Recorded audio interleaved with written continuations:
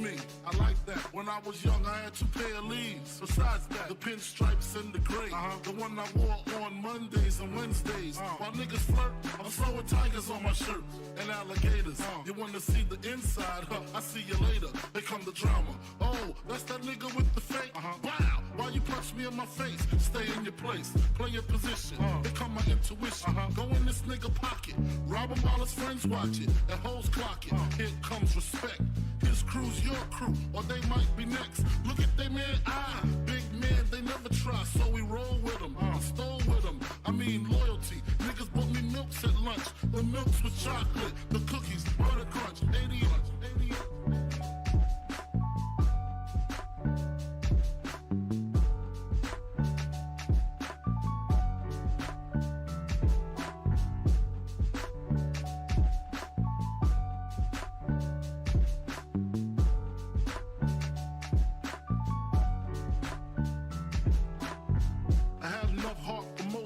Long as I got stuff for most of them soft.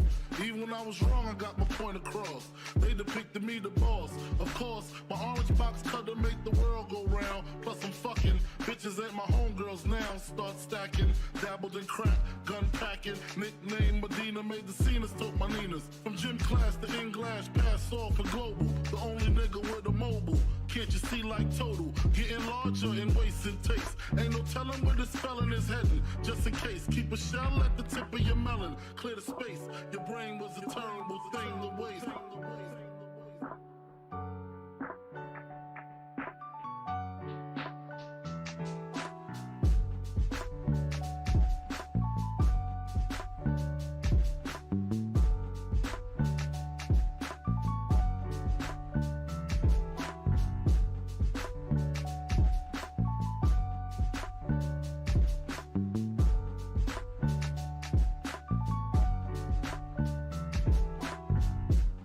Realizing to master enterprise and I ain't have to be in school by 10.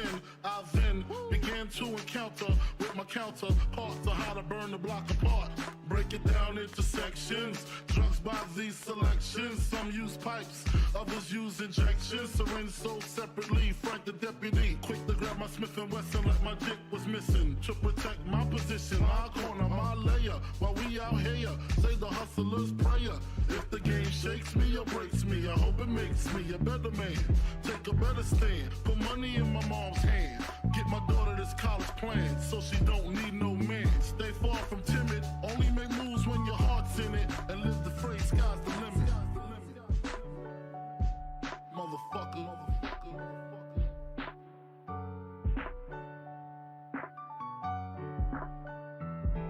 88.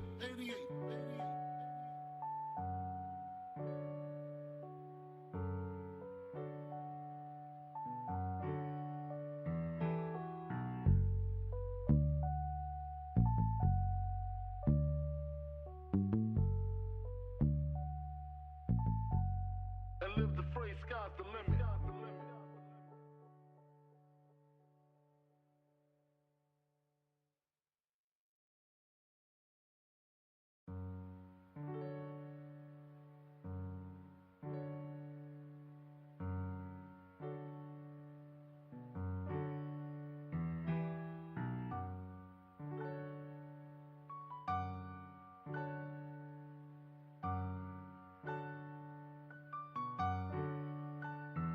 Take a better stand, put money in my mom's hand. Get my daughter this college plan, so she don't need no man. Stay far from timid.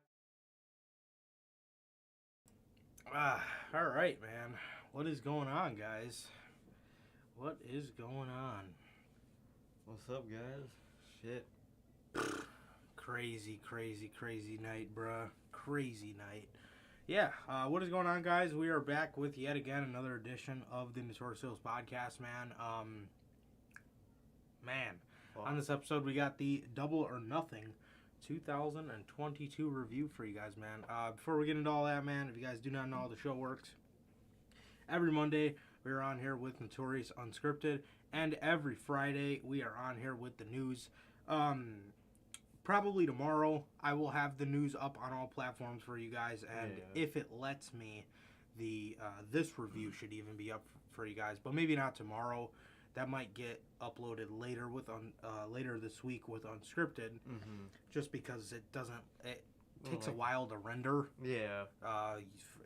Like for YouTube to render the live stream. So whenever it's done doing that, I will get it up for you guys as soon as we can. But yes, it's not up yet, but it will be. But yeah, man. Yes. Just in case, man. You can find Mondays Unscripted and back. Anchor, Spotify, Google Podcasts, Apple Podcasts. If you want to join us, right here on YouTube, man, you can be the first to, like I said, every Monday with Unscripted, and every Friday 4 p.m. Central with the news, man. And I can't even give you guys a number anymore because things have kind of changed. But also, a couple times a year, as in a couple, I mean like maybe like 10. You guys can find us right here afterwards with the big four, definitely the big four, well, the big five now for AEW, because we're going to be on for Forbidden Door, and the big four, I think now it is, because we took Survivor Series off the list for WWE, because Survivor Series is just useless at this point. It is not a big show at all. It hasn't been in years, man. But yes. So, yeah, like I said, man, Revolution, Double or Nothing, Forbidden Door, All Out, and Full Gear. And then for WWE, Royal Rumble, WrestleMania, Money in the Bank, SummerSlam. And that's it for them. That's all they get, because those shows just ain't it. But and next year, who knows? Money in the Bank is going to be getting one. Exactly. Probably not. Exactly, man. The way the tides are turning, man. Good Lord. Ain't it? So, yes. Yeah, man. If you guys also have not got your chance to get your official Notorious Heels podcast merchandise, you can now find it on bonfire.com. Link is in the top of the description of this video. On the left, you have the Notorious Heels podcast base logo shirt, and on the right, you have the best kept secret to the IWC shirt, man. I am wearing one right now. Hey. This is how it looks in person, man. This is the red version, obviously, of the base logo shirt, man. So, obviously, you guys see me on Friday wearing the IWC's Best Kept Secret shirt, man. So, if you guys have not got a chance to get it, you can now get it. It is live also in the link tree to all my social medias. Obviously, here's my @ and yeah, man, like I said, top of this description, man. At the top of this description, the link for the merch is live. So, yeah, man. Yes, also, this is your first time watching, man. You guys do not know who we are here at the Notorious Heels Podcast. I am Johnny Mayhem, one half of the host of this very show, and that's for the other half with my man Sir K here. How's it going, man? It's going good, man. Going good. We're just hanging out. Watched, let's see, Full Gear. What the fuck? Double or Nothing, man. And just hanging out. It was a great show. Great weekend, man. And I just can't wait for Forbidden Door, man. Or what I really can't wait for is Hell in a Cell. Man, I can't wait to probably work on that day. But anyway. Damn. But other than that, bro, I'm doing good, bro. I'm doing good. What about you, bro? How are you doing? Yeah, man, I'm good, bro. I'm good. Yeah, just enjoyed a great weekend, man. I got noticed, if you want to say, at the local Domino's. Hey. We went in to pick up our Double or Nothing pizza. Guy noticed my shirt, told me he's heard of the podcast, so that was very humbling, man. Very humbling, man. And it, yeah, we love you guys, bro. Always showing us support, man. And yeah, we really appreciate you guys rocking with us and coming with us to talk some wrestling with, bro. So just for that, man, I want to thank you guys, bro. Super humbling, bro. Super humbling. You would never think in a million years stuff like that would happen. But, man, it was very cool. It was very cool and very humbling. So shout out to that guy if you're watching. But yeah, very cool experience, man. But yes, and none of that is possible without you guys supporting us while we're at the stage we are, man, and helping us continue to grow. So super appreciative for that. Thank you, guys. Thank you. Hell yeah. But yes, Double or Nothing. Man, shit. What a show! What a show, man.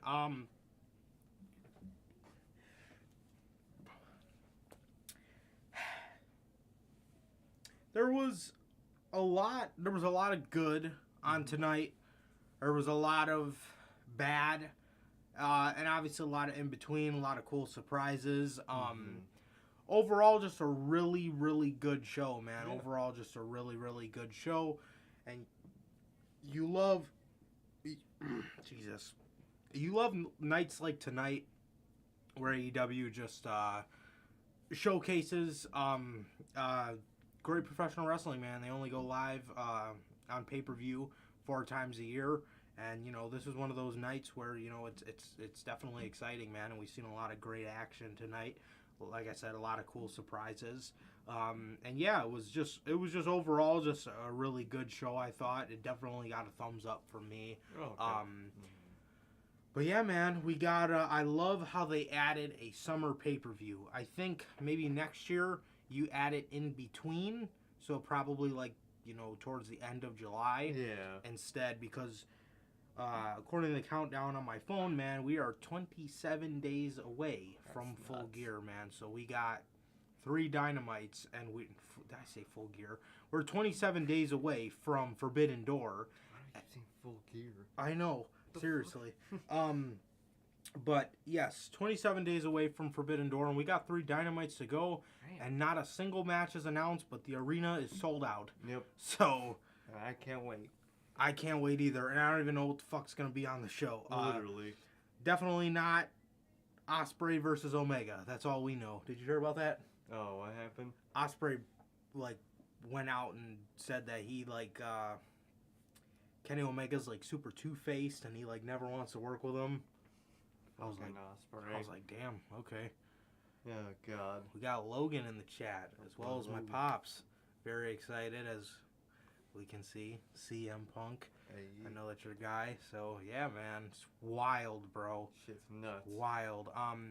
Yeah, Logan says another classic from AEW, and he says the background looks fucking great. Thank you, bro. Hell yeah, Thank bro. you, man. Yeah, I took last year's, kind of Theme. stirred it up a little bit, added a different background, man, and kind of just made it a little different. But yeah, thank you, bro. Thank you. I appreciate that. And I think the unblurred background, I think that was the right choice.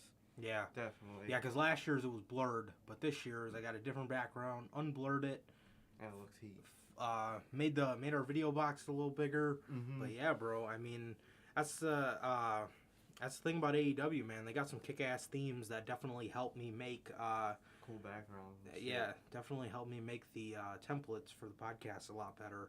But It's yeah. not fucking just blue or fucking or just green. Yeah, because with Revolution, I could probably get like some futuristic, like little Like mechanical shit. yeah, like futuristic, like the little software things. Mm-hmm. Double or Nothing, obviously. Gambling. This one is my favorite one. I Same. believe I was telling you this when I was making it, but last year's as well. I have the most fun coming up with shit to do for Double or Nothing. All Out's kind of tricky. All Out was kind of tricky last year. Full Gear was really fun. Yeah. Full Gear was really fun, obviously, because you got the gears, the old grimy gears kind of look. So Hell yeah. yeah, Full Gear was kind of tricky, but I do love how or not I Full love it. Gears. All Out was kind of tricky. What the fuck do I keep saying Full Gear?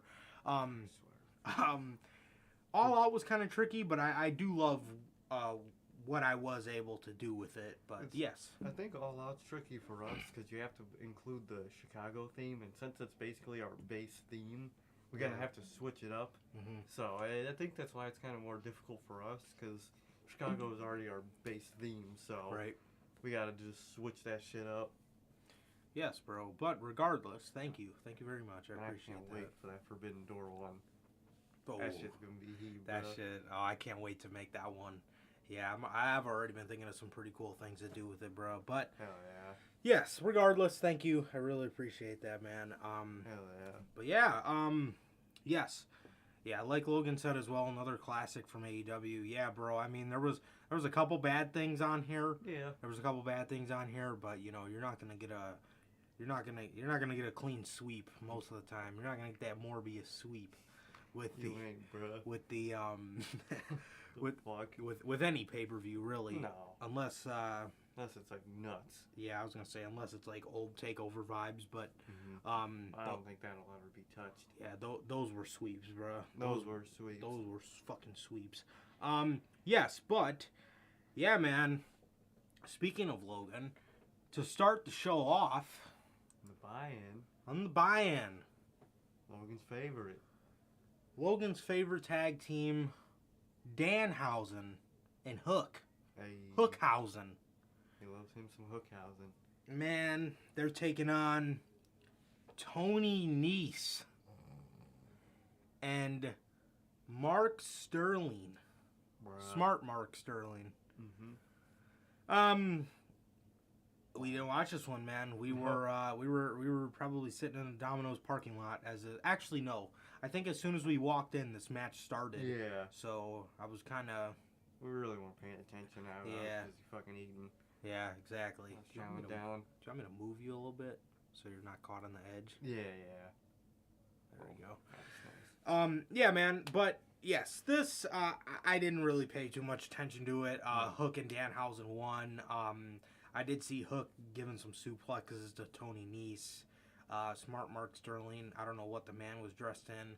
Look goofy as shit. He did. I would say he needs to stick with Jade Cargill, but we'll get to that in a little bit. Because now I don't know what necessarily is up with him. But Logan, come on, man. Don't cap, bro. Dude, stop lying. Logan, every day when I drive to work, man, I think I see a sign on a billboard. I just think of you. It's for this like housing company, I think. Better Housing, and it's spelled in the Danhausen. I think of you, man, every time I see that billboard. Better Housing. Think of you, bruh. I was watching. What the fuck? Come on, man. You love Danhausen. Danhausen sweep for Logan. It's a Danhausen sweep for Logan. Oh, Jesus. There she goes. Oh, God. The old red. Danhausen greater than everybody for Logan. Danhausen sweep for Logan, man. He just does, bruh. Call him the cleaner the way he sweeps. Seriously, bro. Seriously. Yes. But, yeah, now that, Hookhausen picks up the victory here, man. Obviously, everybody expected this. What is there to say? Yeah, I mean, I really hope that this stuff with Riley, on this review. You guys gonna do this for the Money in the Bank review? Oh no, it'll never. No, it'll be fucking perfect for that goddamn review. 100%. That fucking 20-minute review. 100%, bro. Yeah. I don't know, man. I don't really want this stuff with Hook and Danhausen to last too long. Nah. I think there's just I get it from Tony Khan's perspective, man. I do. You know, two of your top merch sellers, you know, you put them together and I'm sure they're selling great merch, but I just think there's way better things Hook can be occupying himself with than this. I mean, Scorpio Sky's a free man after tonight, and, you know, all the possibilities are there. I'm not saying you should go and, you know, put the TNT title right on him, but instead he's doing this. That's exactly my point. Even just a one-off against Scorpio Sky where he doesn't win would do a lot for him. Yeah. Absolutely. But, yeah, I mean, you know, I hope this doesn't go on too long, man. I mean, I know it's fun for the people that do enjoy it, like Logan, but, you know, it's just not it, bruh. Yeah, it's not it. I mean, I'm sure it is it for the people that are, like, love Danhausen, but I just don't care for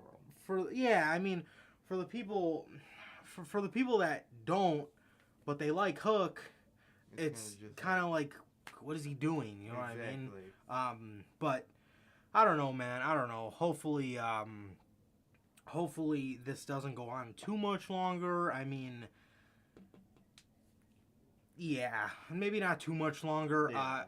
I also think I also think this could be a good thing for Hook because they always try to call him the cold-hearted, handsome devil. Yeah. So I think him turning on Danhausen eventually is the end goal here. I think so.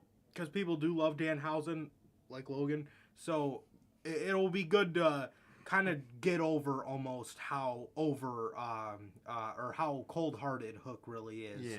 You know, really enforce that.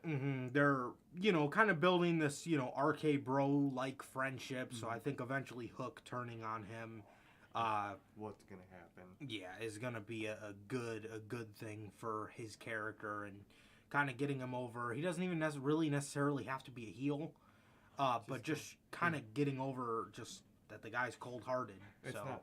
It would be in a way where he doesn't do it because he's like a bad guy. He just does it because he doesn't care. He's cold-hearted. To me, being cold-hearted is less of being evil and just not caring. And I think that's what Hook tries to portray. Yeah. And just turning on Danhausen in a more uncaring way is how to do it. Absolutely. As for Tony Nese, man, I mean, back to Dark Elevation. Not even the regular Dark. No. And we'll talk about Smart Mark in a minute, man. But yeah. So that was that. That was that, man. And to open AEW Double or Nothing, the just very SBM Brody says, was it true MJF no-showed? No. Well, that's what we're about to talk about, man, because MJF shows up. Yeah. He had the first music that hit tonight. As soon as the show started, first thing you hear, man, is MJF's theme song, and Well, man, the first thing you really hear is a DraftKings ad. oh my God, they do the whole pyro. They're like hyping this show up, and then like it quiets down, and everybody thinks it's we're going song. into the entrance, and they just start talking about DraftKings. I was like, Bruh. okay, come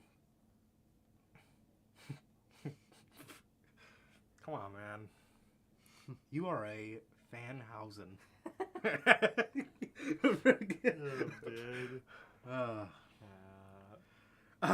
Yeah, man. So MJF, like we said, man, first music you hear on the show. Essentially, if you don't count the DraftKings ad, the first thing you see on the show, man, and it takes him a minute to come out.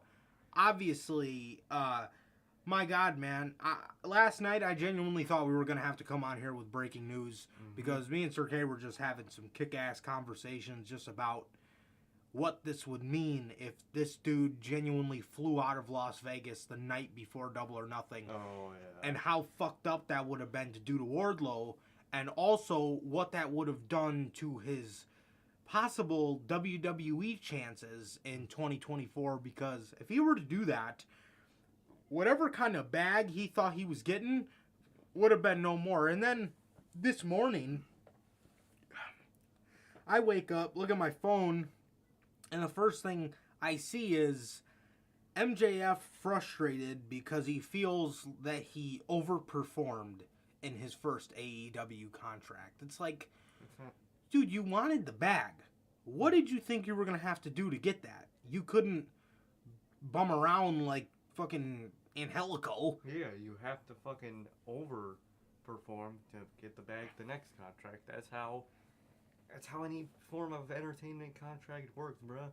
No matter what sport or what form of entertainment, whether it's movies, whatever, that's what you do. Exactly. Ugh. Exactly. It makes no sense. You, the other day in the car, were bringing up, you kept bringing up Robert Downey Jr. references, and it's like, in the very first Iron Man movie, if he would have performed like shit, there is a possible chance that they wouldn't have even brought the dude back for Iron Man 2. But it was the fact that he did so good. Kicked off all this. Exactly. It's the fact that he did so good, they wanted to bring him back, and because of that, now he makes what he makes, which I'm sure is handsome. Oh, yeah. It doesn't make any sense. I mean, it really doesn't make any sense. And I honestly feel. I was texting with my buddy. I was texting with my buddy about this after the match happened, but he had told me like man, like for 2.5 years, I thought MJF would have got a little more offense than that, and it's very true, man. But I honestly think the reason they did what they did is because of whatever he tried to pull yesterday. Yeah. And I honestly think this dude's gonna be kept off of television for at least a little bit. Yeah. As they try to work this contract shit out, because if I'm Tony Khan, man, I'm not doing this again. Especially when it's for somebody like Wardlow. Like, this isn't just some random match happening on Double or Nothing. This is one of AEW's original storylines, paying off 3 years later. Exactly. And because of contract stuff, you're gonna do that to Wardlow? Like, what the fuck did he do? Exactly. It doesn't make any sense. Yeah, it's just very unprofessional. And Sean Ross Sapp did say, but I think in the middle of the show, that he got in contact with MJF, and all will be revealed in the after show press conference, whatever. So we'll see what happened yesterday with that when that is released. But I don't know, man. I feel like he tried to do something, and he was talking into going back, man. And him not getting any offense is kind of what happens when you try to walk out For no reason. for a bullshit reason. Exactly, man. I mean, had he have walked out, man, you are ruining any chance you have of Tony Khan wanting to take that risk again. Exactly. Because, what were you going to say? And that's when the risk of WWE wanting to take that risk, because you go from being a big value to being great, but at a big risk. And WWE don't like that unprofessional shit. No. They don't care how good you are. Look at what they're doing right now. Yeah. Actually, they are actively every single week going out on live television and calling Sasha Banks and Naomi embarrassments and Unprofessional and disappointments. And they're not even getting paid right now. No. They had their pay cut indefinitely. No merch, nothing. Nope. You don't think that won't happen to you, MJF? The guy from AEW trying to pull that shit? You'll be treated even worse, bro. You'll be made a joke. Like, come on, man. That's just not how any form of entertainment works. Yeah. Logan says he thinks the MJF stuff was all a play. That's the thing. That's what's hard about this. Because it could be because him thinking about this logically, or not logically, but kayfabe-wise, him dipping the night before he has to face Wardlow somehow fits into his character. So it's like, is it work? Is it real?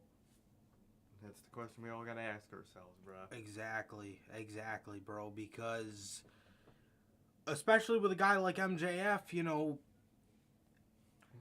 MJF will willingly fuck with the fans, more than a Cody Rhodes will, to the point where it's a mystery. They put out that release and it was a mystery, but I think now with that everything with Cody is said and done, he wasn't lying about anything. He was genuinely just done with AEW and he was going to WWE. MJF's going to play this out and fuck with these fans as long as he possibly can. And, I mean, who's to say it doesn't work for him? Because it does. I mean, everybody believes this shit, but then there's another side of the coin, man, where it literally makes storyline sense for this man to try to flee Las Vegas before he is welcomed to the Powerbomb Symphony. Exactly. So, we'll just have to see, man. We'll have to see with time how all this unfolded, man. But good for Wardlow, bruh.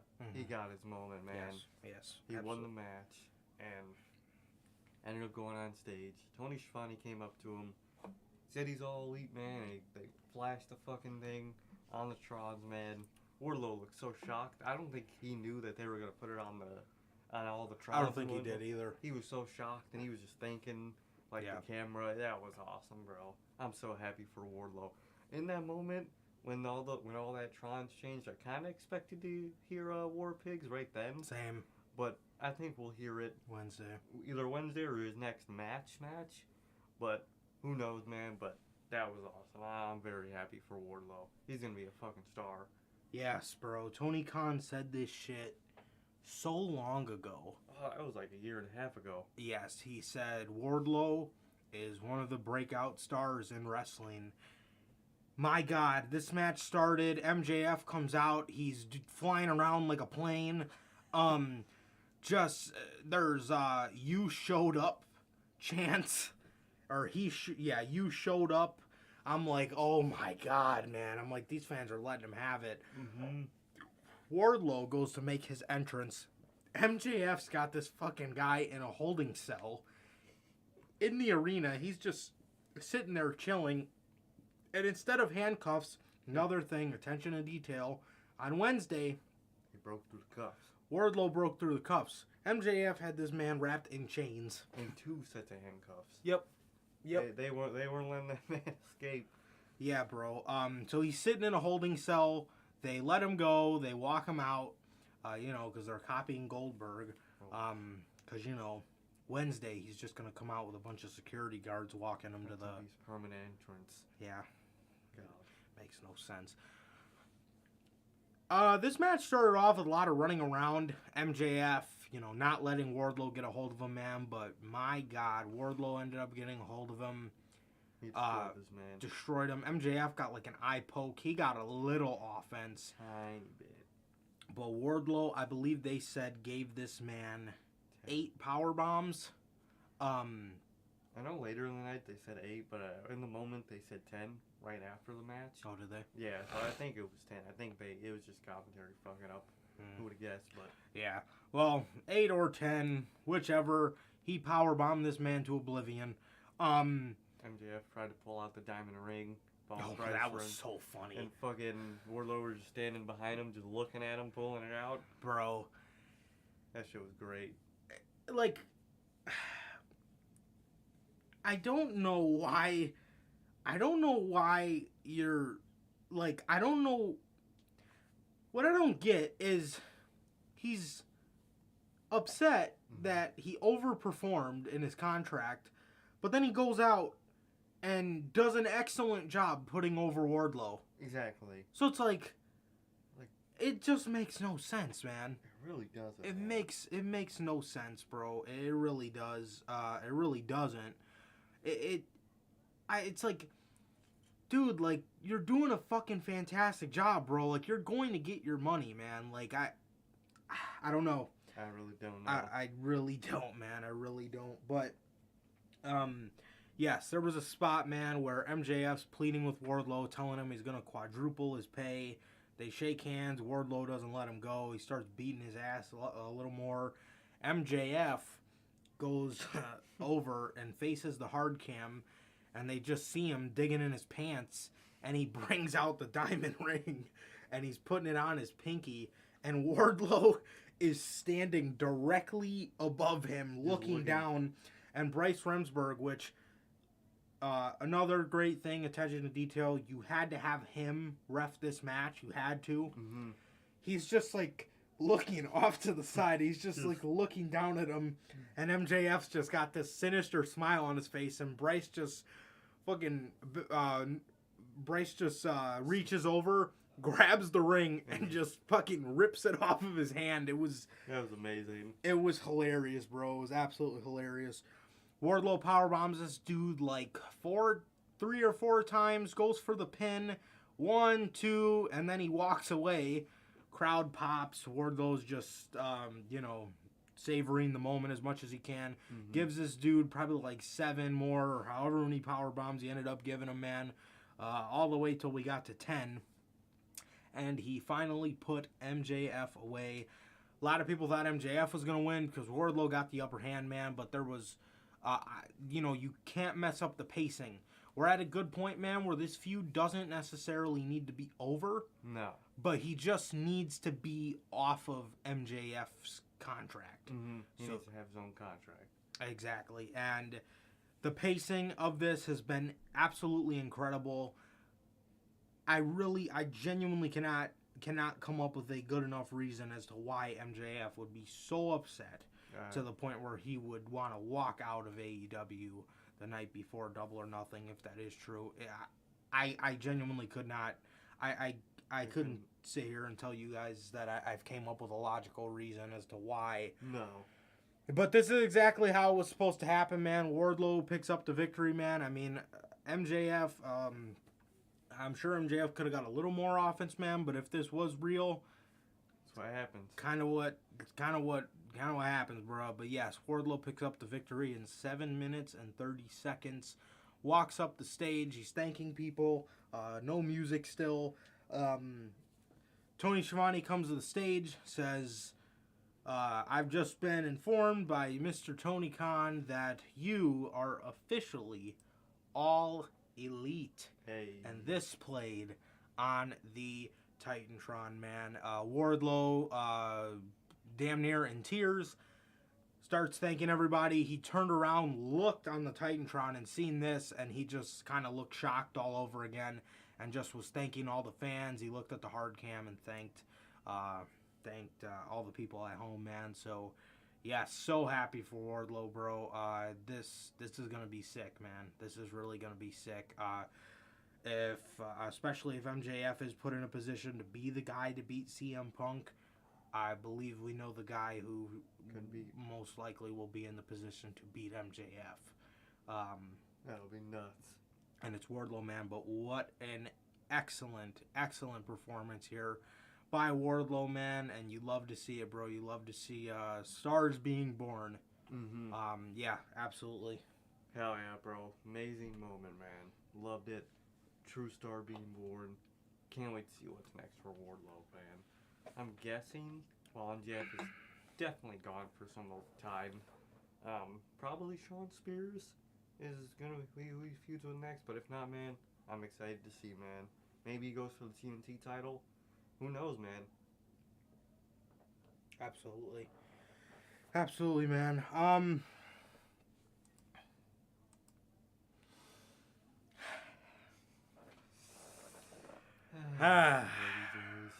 The Young Bucks next. The Young Bucks versus the Hardy Boys. Good lord. So in the beginning of this match, I was like, dude, what is going on here, man? Towards the end, surprisingly, as the speed of the match picked up, the Hardy Boys did too. Yeah. Which is shocking because in the beginning of the match, when the Young Bucks, when the Young Bucks they clearly slowed the pace down for the Hardys. Mm-hmm. The Hardys were not having it. They looked horrible. But it was weird because as the match picked up, so did they. The Hardy Boys picked up too. So I'm watching, I'm like, wait, so you guys can't go slower, even though they move slower, but as the match picks up, they were fine. They were actually performing like the Hardy Boys for once. And the Bucks, the Bucks are the greatest tag team of all time, bro. Dude, they carried the Hardy Boys in their mid-40s to a great match. To a very fun, very great match, bro. Because that beginning half, bro, I don't know what the fuck Jeff was on. Bro, in the dude's entrance, bro was sluggish as hell. Bro was talking about some slow as hell. He, like, walked out there so slow, I'm like, oh my god, he's already winded. Bro's whole half of the first half of the match, bro. Bro's boot was untied and was fucking him up. And bro wouldn't fucking tie it. It was pissing me off just fucking watching him. Literally, the only in the beginning of the match, it was in the beginning. The beginning of the match was all Bucks. Oh, it was all Bucks. The only thing that was very good from Jeff's perspective was his selling. Mm-hmm. His selling was fantastic throughout the whole match. every time the Bucks would kick him, he would just like Die. Yeah, I mean, Jeff Hardy, man, a very underrated seller. He's a very underrated seller. As for Matt, he was kind of just doing his thing. Matt stuff. Yeah, he was kind of just doing his thing, man. But I will say, dude, the Hardy Boys gimmick, yeah, it's kind of played out, man. It's kind of played out, and I really think at this stage of the game, they need the whole broken, preserve our bodies gimmick. They really fucking do, man. You know, have Jeff do something once in a while, you know, but, I mean, don't, you know, prolong him. Mm-hmm. Prolong him, man. If this really is going to be their last run, and after this AEW run, they're going to, you know, slowly transition into retirement. This is not how you want to go out. Preserve the man. Mm-hmm. I mean, the Bucks can carry you to a great match. Probably only one other team on the roster that can carry you to a banger. Maybe two. Mm-hmm. You know what I mean? But, you know, I mean, the Bucks are gonna carry. The Bucks are going to carry anybody, man. But, I mean, let the Hardy Boys get in there with some teams that, you know, although they're great, they can't necessarily do a all-time carry job. Mm-hmm. You know, need the broken gimmick. It's not going to be good, man. I mean, I could probably think about a couple other teams that I think can genuinely carry them to an all-time match. And that would probably be Red Dragon and FTR. Probably it. And obviously the Bucks, but you're not going to get that every time, man, because there's a lot of young teams that aren't going to necessarily slow down the pace, and they're kind of just going to do their thing and leave you guys in the dust, pretty much. Just imagine the fucking Lucha Bros match. That shit would be god-awful. Jurassic Express, man, I don't see those kind of guys slowing down, especially the Lucha Bros. I didn't even think about them. Maybe LAX. Probably not to the level of Young Bucks, but they definitely wouldn't be Lucha Bros. Right. They'd be the in-between, but no one can do it like the Young Bucks. No. Maybe FTR, maybe Red Dragon, but to this level, only could have been the Bucks. 100%. That's why they need to get broken. Because what the Bucks did here, man, was they eased them into it. Mm-hmm. Because I didn't even think about the Lucha Bros, but now that you bring up the Lucha Bros, sounds horrifying. Those guys from the start just go. Mm-hmm. The Bucks clearly worked it up. They went into first gear, then second, then third, then fourth, then fifth. Mm-hmm. As for the Lucha Bros, man, the fucking guys start on 4. Mm-hmm. And by the end of the match, they're obviously at like 5. But, dude, oh, God. You can't put them in the ring with each other, bro. That'll be a disaster. No. But then with the Hardy Boys, man, you also can't put them in a team. You can't put them in a match with a team that's too slow as well. It's gonna be boring as fuck and just sloppy. Exactly, man. Because then Jeff's gonna want to take it upon himself to ramp up the match, and it's like the Butcher and the Blade. Look at how that turned out. They're a very slow-paced team. Nothing wrong with that. But Jeff, being Jeff, wants to take it upon himself and start flying off of people's backs and slipping onto fucking barricades and just fucking up. It'll just turn into a disaster. But the Bucks took it upon themselves here to place all the high spots, left Jeff with very subtle to do, and they worked them into it, and all-time carry job from an all-time tag team, bro. Exactly. I don't know how I seriously don't know how people can hate on the Young Bucks. I really don't. The only high spots they let Jeff do are his classic ones that he's done a million times that he can't really fuck up. Right. Except the Whisper of the Wind. When he got on those fucking ropes, he fucking... So, that was what was irritating me in the match, because Jeff comes out there and both of his pant legs are over his boots. So, like normal, I don't know how this happened, but a little bit into the match, Jeff, somehow, his right leg, I think it was, the boot, or his pant leg, is now tucked into his boot, and his boot is all like unstrapped or unbuckled or whatever I don't know. His boots look kind of weird. It kind of looks like it has buckles on it. His whole boot is unbuckled, and he's trying to get on the top rope to do Whisper in the Wind, and his fucking boot keeps getting caught, and he's like just looking so sluggish. I'm like, Jeff, fix your fucking boot. And there was a couple points in the match where he rolls out of the ring, and I'm like, dude, fix your boot. And he'd come back into the ring, and his boot's still unbuckled. Oh my God, but man, Nick Jackson did a very, very pretty Whisper in the Wind, bro. He does that shit amazing, bro. Yeah, and then Jeff did a good one, man, but it took him about 5 minutes to get his boot from stop getting caught on the top rope. I'm like, dude, just pay attention. But man, towards the beginning of this match, because I had a feeling the Hardy Boys were going to win, because, this is their big pay-per-view showcase, but dude, about 7 minutes in, man, these guys were looking so sluggish. I'm like, dude, just end it. I'm like, dude, this is gonna be bad. Like, I genuinely, I was looking at Turkey. I'm like, dude, TK's got to call an audible, bro. Like, you got to have the Bucks win, because they look awful. That would have been embarrassing. If they kept that whole pace. Exactly.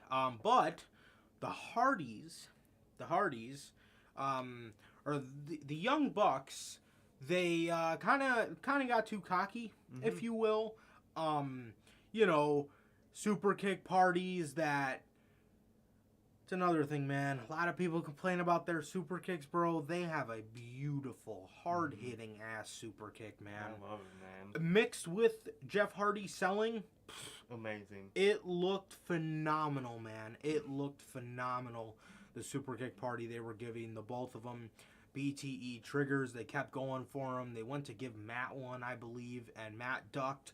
They both hit their knees together, and this was kind of the downfall for the Young Bucks. Eventually Matt walked over to towards the entrance ramp, that side of the outside area, stood the steel steps up, and, oh, man, I looked at Sir K, bro, and I was like, if they do this Darby Allin spot where Jeff misses the steel steps, this is going to be like plus 80 slug to his attributes, bro. Bro, I'm telling you. My man. But he hit it. It looked great. Yeah, it looked great, man. They did end up hitting the Swanton on Nick, I believe.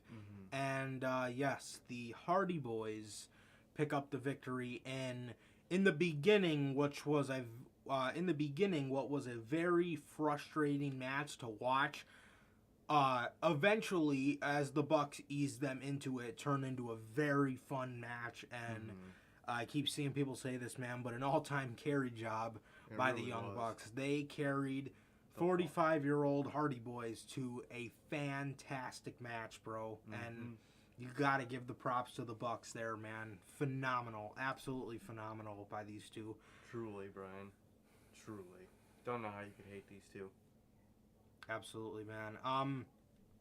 Yeah, so the Hardy Boys picked up the victory against the Young Bucks in 19 minutes and 15 seconds. So, yes, like I said, man, what was a very frustrating match in the beginning turned into a very, very fun match towards the end of it. Next, we got the TBS Championship match. We got Jade Cargill versus Anna Jay. Was a match? Yeah, I mean, wasn't bad. kind of sloppy in some parts. And if I'm being 100% honest, a lot of the slop, I seen a lot of that coming from Anna Jay. I hate to say that because I like Anna Jay. I've really grown on to Jade Cargill. She is just became very good. Yes, bro, very good. She's got it all, man. She's got it all. But look, a lot of the sloppiness I did see coming from Anna Jay, and I hate saying that, man, because I really like Anna Jay. But just A lot of sloppiness. There was a part in the match, bro, where she was trying to get on the top rope and just full on kicked the corner camera. Oh my Just god. full on, just fucking roundhouse kicked the camera. And I'm like, oh, okay. But yeah, a lot of sloppiness. Another thing. Jade Cargill has a faction now, if you will. Mm-hmm. Red Velvet, Kara Hogan, they interfered in this match to help Jade Cargill win. And this is something I really am not a fan of. I do not, in no way, shape, or form, want to see Jade Cargill use this as a constant habit. No. Because... What it did for Roman. Dude, it will... Yes, man. And Jinder, it will ruin... A good heel. It will ruin a good heel. So... Imagine Neville, the king of the cruiserweights. Imagine Neville having a faction to help him retain the cruiserweight championship. Imagine how bland that would be. Mm-hmm. It's like, I hate when a dominant heel has to have people win for him. Like Brad and Cole, it always made sense in NXT. His opponents were always bigger and usually tougher than him. He was able to get it done on his own for the most part. yeah, But for those bigger people, only when it was needed. only when it was needed. But what's with fucking dominant heels needing people to help them? That defeats the whole point of being a dominant heel. And that's the thing too, man. Jade went 30-0 without this faction. Any of this. Why does she need people now? She's beat Anna Jay before. Especially Anna Jay. Like, if it was, like, a big opponent. Like Stat. Mm-hmm. You know what I mean? Like, definitely matches up to Jade with the height and the strength. So it's like, alright. Okay. Get it, but... Or... Anna Jay... Like... Come on, you whooped her ass before. She was doing it no problem again. There was no point for those two coming out. I was about to fall. Absolutely. Thank you. Absolutely not, bro. Absolutely not. It doesn't make any kind of sense as to why, also another thing with that group, I know one's name is Red Velvet, but can you have them match? That's just me being nitpicky, but when they all come out wearing different colors, it just doesn't look right. It doesn't look right to me, man. I mean, I know her name's Red Velvet, so, Yeah, I include red. And I know Jade Cargill's thing is green, but you could work something into that. You could have them have a main color and their accent color be their own little personality color. I like that. They need a faction color. Yeah, and I definitely would like to see that be Jade Cargill introduce pink tonight. Mm-hmm. I also think another cool color would be like that storm blue that she uses. That would be a really good one. I think that would be cool, because, if you, or even like a color like white, mm-hmm. You know what I mean? Like, just have them all wear white and, their hair is just separate color or whatever, man. But when they all come out wearing a different theme, it throws it off for me, man. It throws it off. But don't seem like a faction. Yeah. After the match,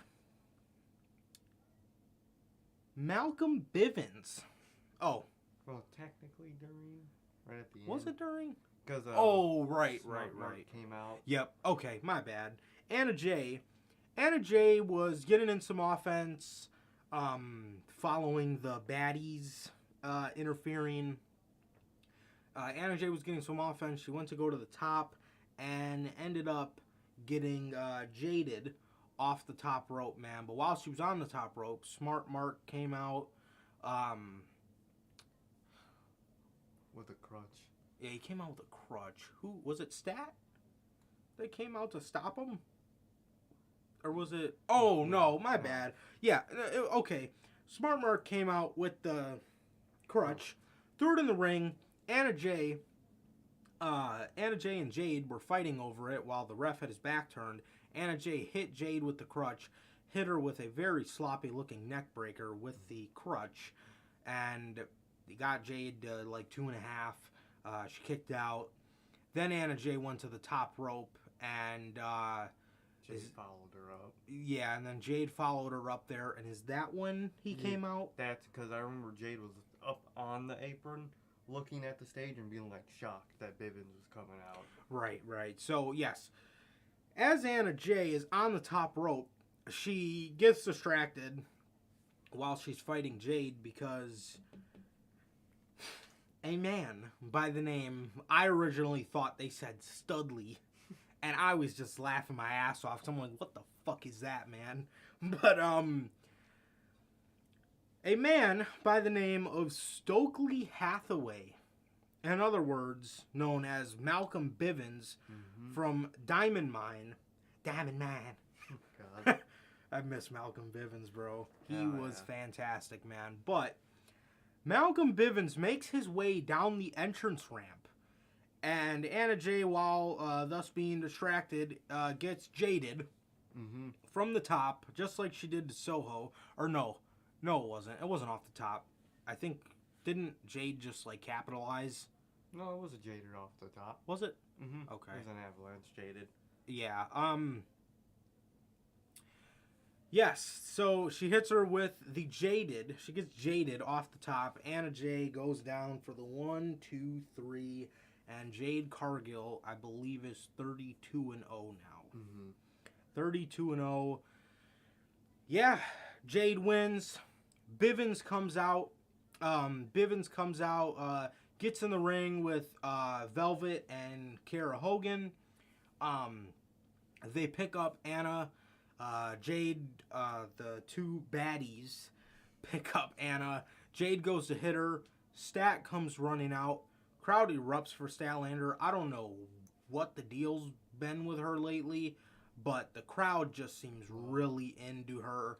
And if it keeps up, because I love Stat as well, I just think she was in an awkward position with the transition of her character, and then before that, it was also she was in an awkward position as well because she was just in a she was just in a faction that caught a lot of people up that didn't need to be.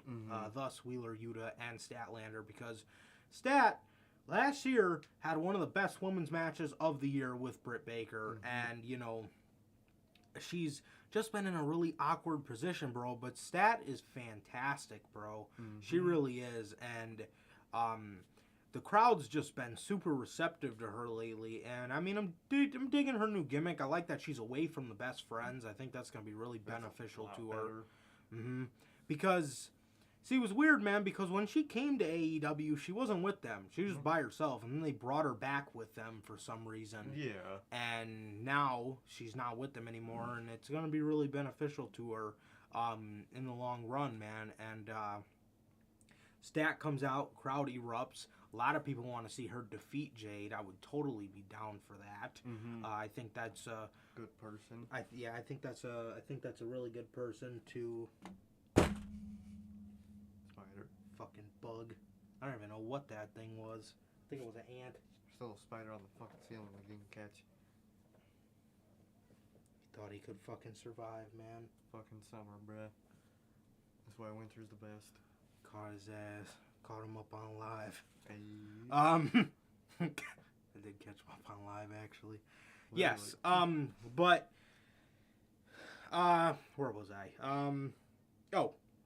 Stat comes out, stares Jade in the face, man, as Hogan, Velvet, Jade, and Bivens are on one side. On the other side, it is Stat, Anna Jay, and I remember I said this to Stat. I was like, they're still outnumbered. And right after I said that, you just hear some theme song that sounded pretty good, and it said Fallen Goddess, and you can see Fallen Goddess on the Tron, and I immediately, I was like, oh, it's Athena. Hell yeah. And Athena came out. She looked fucking like, awesome. She looked stoked. She looked stoked to be there. When she got in the ring, after she walked right up to Jade Cargill and stared Jade right in the face. She's another one that I think could be very, very good to beat Jade, because Stat immediately went right up to Red Velvet, because they got their beef. Yeah, because they, defeated the monster, Layla Hirsch, together. Oh, God. So, and everyone's favorite feud. So, there was that, and Athena walked right up to Jade Cargill, no shame in her game. Mm-hmm. They were all talking shit to each other. Those three left the ring, man, and they left Stat, Athena, and Anna Jay in the ring. And Ember Moon genuinely looked like she was about to cry. Oh, She bro. looked so happy. You love to see it, bro. You love to see it. And Tony Khan did confirm after the matter that Stokely Hathaway, otherwise known as Malcolm Bivens, and Athena are all elite. Hell yeah, bro. That was awesome. You love to see it, bro. Malcolm Bivens is going to be super beneficial to anybody he ever manages. Mm-hmm. And Ember Moon, Athena, is just going to be another crucial part of a growing women's division, man. And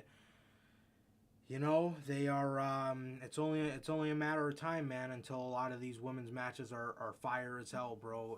It's only a matter of time till they can't use the excuse that they don't have any women anymore, because they got them. They really are. They got them at this point, for the most part. Yeah, I mean Jade, Thunder, Deeb, Britt, Ruby. Did I say Jade? Mm-hmm. Yes. Athena now, Toni Storm, Jamie Hayter. Rebel. Alright, she sucks. Her smoking ass. Yeah, I mean the list keeps going on, man. The list keeps going on, and the list is going to get even bigger. Mm-hmm. In a couple months, man, we might have a very big name added to that list. Obviously, you guys know who the hell I'm talking about. Maybe the other one too. Maybe two of them. Maybe two.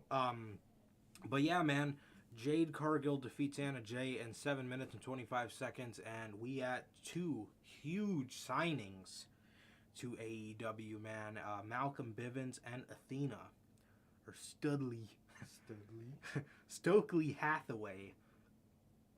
Excellent. Awesome, bro. Yes, absolutely. There was also another one later in the night. I don't know if he's all elite, but we'll get to that in a little bit. But yeah, so that was that match. Jade obviously picks up the victory, man. And next on the show, the House of Black. The House of Black versus Death Triangle. House of Black had a pretty cool entrance. Mm-hmm. Pretty cool entrance. Don't know why. I don't know why you can't. I don't know why they don't have them come out to Ogun Trost. I think it's a version of it, because when they were in the ring, I was hearing the little screaming part. Yeah. I was hearing that part. So I think it's like a version of it. Okay. But I just want the actual version of it to play. Like, bruh. That shit's heat. That shit was heat, bro. Another thing. Or it could just be the same band. Malachi Black. That little promo video that they played for him, bruh. What the hell was that, bro? Bro, they got him on their fucking Drew shit. Bro. Using all these big words for no reason. Mans was just talking, bruh. Fuck, my bad. Bless you, bro. Bless you. Thank you. Oh my God. Fuck. Yeah, bro. Mans was just talking, dude. I'm looking at... If you guys watched the pre-show, I don't think they aired it on the main show, but I remember it was just before we left to Domino's. Me and you were just standing in front of the TV just with these, like, retarded looks on our face. Just like... What the fuck is he talking about, man? I can't even recite what he was talking about, but it was like... Dude. Stuff. It was just a bunch of fucking words. I'm like... God damn. Like, when he was the Dark Father, he was just... talking. Yes, he was just to the point. Mm-hmm. And, like... Bro, what are you talking about? Like... Another thing with Black, I think... And I'm all for hidden meanings and things that have deeper meanings. Sometimes with him, it's Too much. sometimes with him it can be a little too much. Mm-hmm. A little too much, man. And it's like, Just tell us how it is. yeah, it's hard to explain. It's hard to explain because I honestly don't even know what the dude was talking about in his little promo video, man. But like, when you go back and you watch the Dark Father or even his old Boltman Toll promos in AEW, it was like just the perfect amount of talking to the point. He didn't try to just Completely be mysterious. yeah, and like try to wrap your brain around so much stuff that you kind of just Forget it all. Yeah, it's like almost impossible to wrap your brain around it. But man, I mean, Jesus, like, Calm it down. chill, bruh. Regardless, a very cool entrance by the House of Black. I would like to see them. See, this was cool, but I would like to see them do something a little different with his entrance. I think in NXT, I'm not even gonna say the main roster because I had that dumbass creak. Oh my god. But in NXT, I felt like his entrance had like an aura, or it was kind of like an Undertaker thing, where like, because like now you watch his entrance and you're just like, oh, that's really cool. But like in NXT, when you would watch his entrance, it was like Undertaker, dude, where you would literally just shut up And just watch it. and it would just like mesmerize you almost, man. But I would like to see him do something a little different, and I would also like to see the other guys not cosplay him But yeah. almost. So this one wasn't as bad, but I think back to the one at Revolution where they all had the mask with the horns on it. Exactly. It looked like they were just cosplaying him. Like, let Brody wear his balaclava and let Buddy Matthews. Fuck, I fucked it up. Let him do his own little thing, whether it's his own, like, kind of like, it looks like a human mask, his mask, Yeah. so it's like a human face. Yep. Or have him do his own thing, whatever he might want it to be, man. They don't all gotta wear horned skull mask. Yeah. Yeah, man, but that's, again, just me nitpicking. But they obviously, here, I really like the entrance. I really like the entrance, man. And yeah, it was very good. The reason I'm bringing that up is because the House of Black had a very cool entrance, I thought. I love how they use the silhouette. It was something very different than what they usually do. It was a House of Black flag with the silhouette, and it looked fantastic. Then, the reason I'm bringing up how cool their entrance was because we get to Death Triangle's entrance, and it just reminds me why I want this group to fucking break up so bad. Bro. Dude, first of all, Penta Oscuro needs to Oguro. That needs to go. That is awful. I hate Penta Oscuro. Bro. It's bad. It sucks. It's lame. So, we get this shot of the tombstone. Not a bad shot, but Just a lame one. it's just kind of lame. He, creeps up from it like a fucking fool. Behind him, Phoenix is doing this. He's got his hands up in the air. Just Standing there. doesn't really correlate. Like, it literally looked like they just threw four separate entrances into one. The reason I say four is because Pac is the third. So we go to, and then a light flashes on Pac. He's literally just standing there. With a goofy ass luchador mask. And it's so fucking like big over his head. Like, he looks like a child that grabbed his fucking dad's luchador mask, It's bro. like Dominic. Bro, he looked like Dominic, bro. Why was he wearing a stupid ass luchador mask? He's wearing a half Penta, half Phoenix luchador mask. He's just a Lucha Bros mark. And as if this couldn't get any worse, fucking Alex Oberhantes is standing on the side of the right tunnel, standing there with fucking black Bret Hart glasses that are moving, what does any of that have to do with Penta Oscuro. Penta Oscuro or Luchador Pac? Ray Phoenix is just normal Ray Phoenix. Like, bro, what is this group at this point? Bro. And he's standing there with a fucking kid, and the kid's about to get burned by their pyro. I'm like, dude, this is a mess, bro. Ugh. He's standing there with, I'm assuming, Penta's kid. He was dressed up like Pentagon. Oh, God, this poor kid. I was so scared, dude. They're standing on the ramp, and the kid is off to the right. He was so close to that pyro. I'm like, what? And then Alex grabbed him. I'm like, ugh. Bro. But, bro, what was that sloppy-ass entrance? Please break up Death Triangle, bro. I've been saying it since they fucking created it. Break it the fuck up. I want Pac on his own. I don't care for the Lucha Bros. They're good in the ring. It was a good match. Great match. Oh, my God, Match of the night, probably. Yeah. I would say, but 100%. Bro, the way how much they switch up their characters and names, and bro, it's just random as fuck. There's no consistency. At this point, I'd rather just take them both as singles, and just have Ray Phoenix do his thing. He was awesome as a singles. He was dope as a singles guy, man. Penta tried to do the singles thing, kind of sucked at it. Can't lie. It was going good for like a week, and then literally I think the next week he started the Cody feud and introduced Alex Oberhantes. And bro, fire Alex Oberhantes, bro. Dude kills the act so much. He's a fucking goof. Bro runs out there with a goofy ass fit on every fucking week, bro. Like, bro, get this man the fuck. And bro, I will never forget those god awful BT segments. Speaking Spanglish. Never forget that. Everything the garbage. guy does everything the guy touches turns to shit. Fire him now. Bro, Mans is so fucking trash, bro. I will say, the only good thing that I was surprised about their entrance, they removed the Penta says in the intro to the song. Thank fucking God.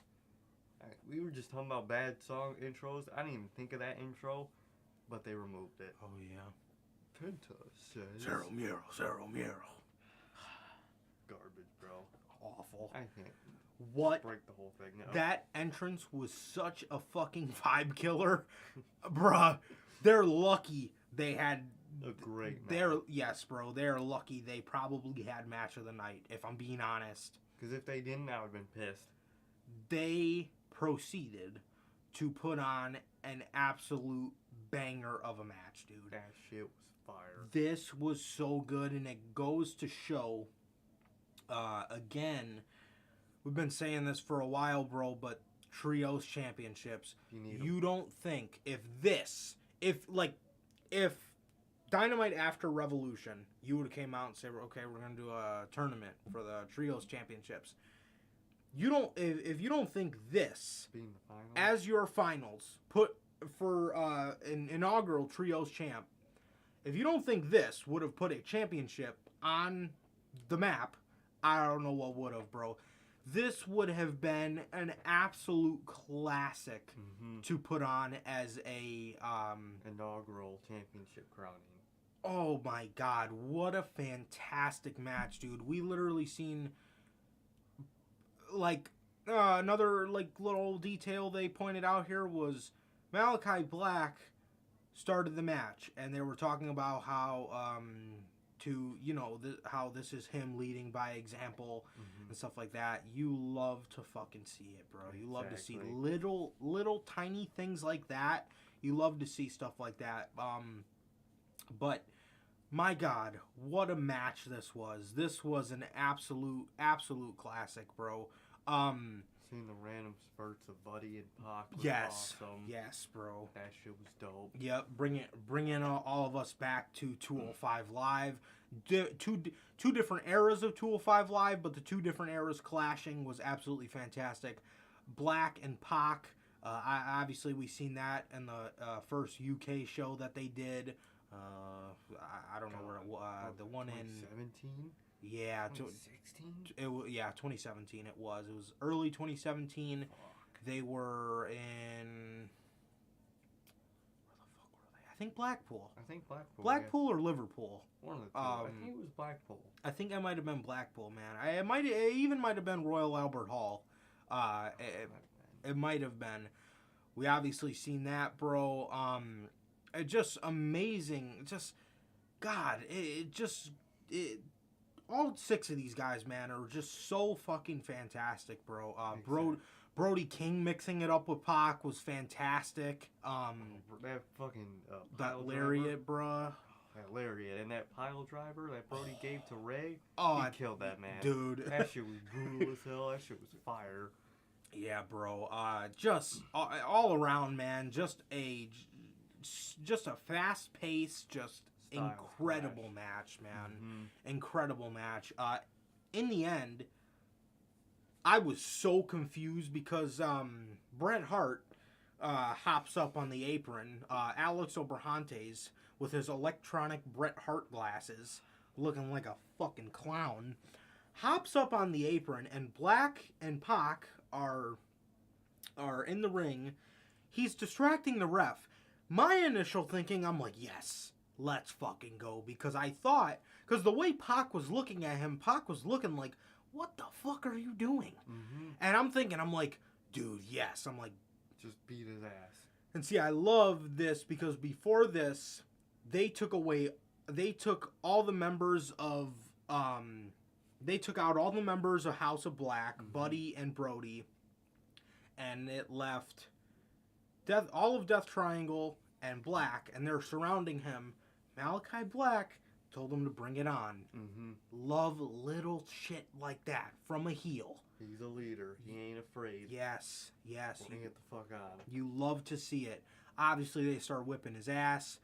Black, in just excellent fashion, he dodges a move from Penta, gives him a black mass.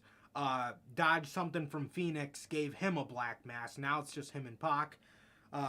Alex Oberhantes hops up on the apron. Pac's looking at him like, what the fuck are you doing? And he's arguing with the ref, and I'm like, oh, yes, dude. I'm like, he's going to cost him the match, and this should be the breaking up of the group, or at least them leaving Alex Oberhantes. Please. No, it was kind of awkward, actually. Or not awkward, it was kind of weird, because Pac low blows Black. And I'm like, What? wait. They're baby faces. I'm like, what the fuck? And the announce team also kind of sounded confused, and they even tried to play it off as they said something stupid. They were like, oh, he, Took the opportune moment or some bullshit. yeah, they said, oh, he still has the black mist in him or something like that. And I'm like, okay, but what? So, Is he fucking high? Is he fucking... That doesn't make a fuck up joke. so, Text to you later. I'll tell you. but I'm like, what? So he low blows Black. Black's laying down in perfect Black Arrow position, and Pac gets up on the top. Lights go out. Obviously, this is my opportune moment to make the Wyndham joke to Sir K. Oh god. So I'm Laughing. yeah, we're sitting there laughing or whatever because I'm like, oh my god, it's gonna be Wyndham, but dude, this guy's not never fucking showing up, bro. Anyway, Oh, tell me. he'll be there on Wednesday. Oh, God. Mark my words, him or Gargano. But regardless, lights go out. No, it's not Wyndham. It's not JoJo either. It is Julia Hart. Mm-hmm. Obviously, I think everybody, for the most part, expected Julia Hart to show up, man, and she is dressed up like... Just in like all You- black dress clothes. Yeah, do you guys if you guys remember when Alexa Bliss was the constable of Raw for that little period, Kind of like that. just like that, kind of just women's dress clothes, like a black skirt, a black blazer, and like Was it a a black turtleneck? shirt or yeah, something like that, and she had a cross. Shit looked heat. Shit looked heat, bro. She's standing in front of Pac, spits the black mist in his face. He comes down from the rope, gets black masked. I was gonna say it'd be kind of cool to maybe see him in the House of Black, but I just want to see the fucking guy on his own. Exactly. I just want to see him solo, bro. I genuinely, he is so good. If he actually shows up for like a calendar year straight, the dude is so good. He can genuinely be a world champion in a year. Easy, bro. Easy. I think he can have such a good singles run, and I really think the Lucha Bros, it's not that the Lucha Bros bring him down, but they're being brought down themselves. So they don't really add any credibility to his act. Kind of like a chain reaction, and they just don't mesh well with each other. No. Like, the group makes no sense. why is there the angry British dude with the Lucha Bros? And after what happened with tonight with Andrade, you can literally find the perfect role for them. Mm-hmm. We'll get to that later, but incredible match. House of Black pick up the victory and pick up Julia Hart. Yeah. As a part of their faction. Pretty cool, man. And yeah, they get the victory in 15 minutes and 35 seconds in what was my match of the night. Absolutely. So. This was fucking fantastic, man. That shit was absolute heat, bro. Mm-hmm.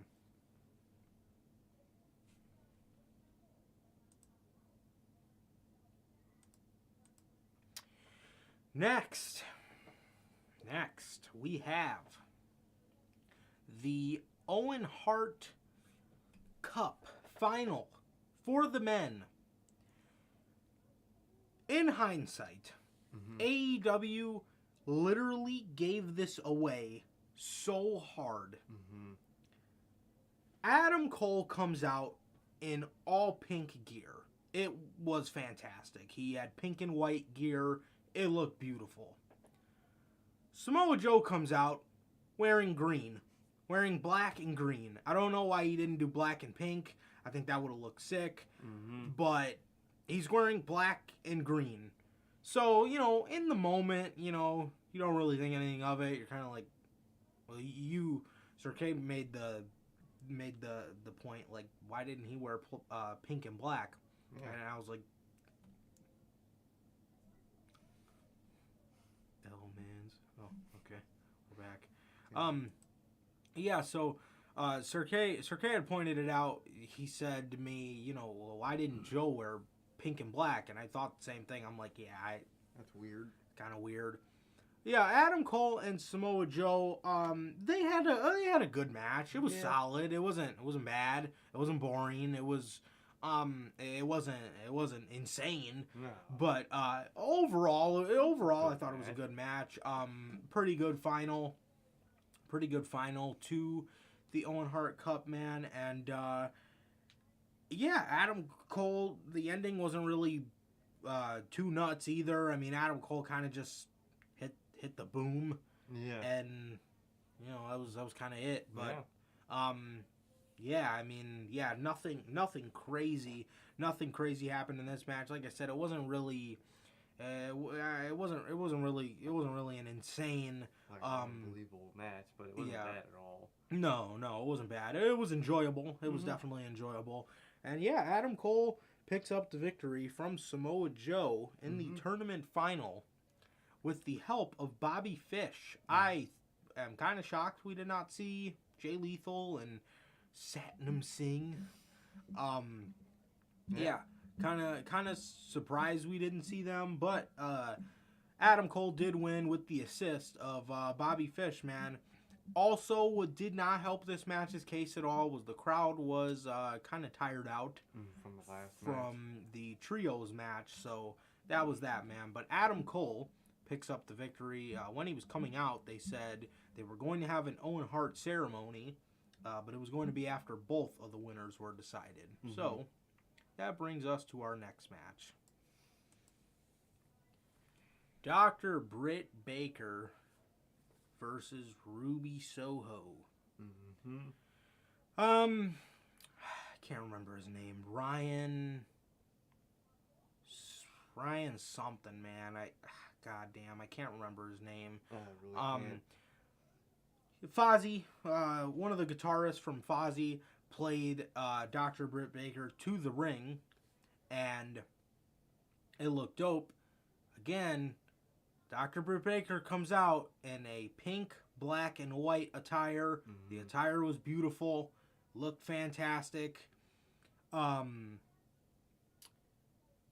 And then Justin Roberts announces Rancid. Mm-hmm. This was very cool, man. Rancid plays Ruby Soho to the ring. Looking in hindsight, 100% you should have saved this for her world title match. 100%. Which I think will be at All Out, or Mhm. All Into, whatever it's called. Looking back, I don't know why you would have Rancid perform this if you weren't going to have her win the match. It's dumb. Why would you do that? I don't know, man. And comes out in a green attire. So, I was just thinking, like, not only are, Britt Baker and Adam Cole couples, I was like, I could see them doing that. And I was also thinking, why would they have two people wearing green, accept those titles, or accept the prize for winning the Owen Cup? Yeah. They kind of made it obvious, bro. Absolutely. Ruby seemed like, when Ruby comes out, Britt is wearing an Owen Hart inspired attire, and Ruby's attire is more inspired to Rancid playing her to the ring. Yeah. So it's kind of, she had all the musical notes and the lyrics to the songs down her pants and stuff like that. It's like, Could have saved this for her title shot. why didn't you have them play her to the ring for All Out? Like, come on. That doesn't make any sense. That doesn't make any kind of sense to me. No. But they literally gave it away. Ooh. They gave it away with both of the losers coincidentally wearing green, and both of the winners Having Owen Hart themed attires. come on now. Also, I love Britt Baker, Mm-hmm. but, and I'm gonna say this now, you do not want. I'm telling you right now, you are treading into deep waters with where you're kind of going with her. You in no way want this woman to eventually be compared as the AEW's version of Charlotte Flair. You do not want that. She's got to lose. Or Baker's got to lose. That's how it is. Yeah, she has to, man. I don't know why. Like, I don't know why you would put Ruby in this situation again. Exactly. Like, did you just put her there because you knew that Rancid was gonna be there? Yeah. It is so fucking frustrating because Britt is a made woman, and I love Britt. I think great. Britt's fantastic, but dude, Britt had her run, man. She doesn't need this at all. No, not at all, bro. And it's like Ruby is one of the staples in your division. One of the people that a lot of people want to see more of. Yeah. And you put her on pay-per-view to lose to Britt again? Come on, man. Don't do that. It makes zero sense, dude. It makes zero sense. I don't understand why Britt Baker had to go over here. It makes no sense. It really didn't. It makes no sense. I don't know why you would bring Ruby all this way to have her lose to Britt Baker again in a high-profile match. How much more can you do for Britt Baker, and how much worse are you gonna make Ruby Soho look? Come on, man. Come on. And if you were gonna have Britt win the whole time, you could have had her face Chris Statlander and have her derail Statlander in time so Jade can get enough wins so when Chris Statlander builds herself back up, Exactly. Jade's ready to lose the title. Even logically, man. And I literally just brought this up earlier, man, but Britt and Statlander last year had one of the matches of the years, one of the women's matches of the years. Yeah. Of the year. So I don't understand, man. I don't understand why Britt needed to win this. I mean, other than her standing on a stage and accepting Owen Hart championships with Adam Cole, who is her boyfriend, I don't understand why. This had to happen. Yeah, I really don't understand why this needed to happen. Britt, I'm telling you, man, you are bringing that woman into deep waters because you are now, especially after tonight, shuffling around the idea in a lot of people's heads that she is going to be AEW Charlotte Flair. And you do not want that. No. God, no. Mm-hmm. Under no circumstances do you want that to happen to Britt Baker. Yeah, it just... Why? Why, man? I mean... Now, Ruby's got like 2.5 months to possibly build herself up for Thunder Rosa. Maybe a heel turn, but regardless, she needs to be the one to beat Thunder Rosa for the championship, and it needs to be at All Out or All Into, whatever it's going to be called, all whatever. It's got to happen. It needs to, man, especially after tonight, because there ain't no way you brought this woman this far to hand her another loss to Britt Baker, somebody who does not in any way, shape, or form need a victory live on pay-per-view against somebody like Ruby. Like, dude. Didn't make sense, man. No, not at all. Not at all, man. Yeah, how did Britt win this? Was it the lockjaw? Yeah, it was the lockjaw. Even worse, she taps. Mm-hmm. Live on television. I couldn't remember if Britt did something or if it was a lockjaw, but it just stop. Honestly, I love Britt, man, but I don't want to get to the point where where I've had enough of her. Exactly. You know, because she is fantastic, and you don't want to do that to her, man. Nope. You really don't. Yeah. So after this, we got the Owen Hart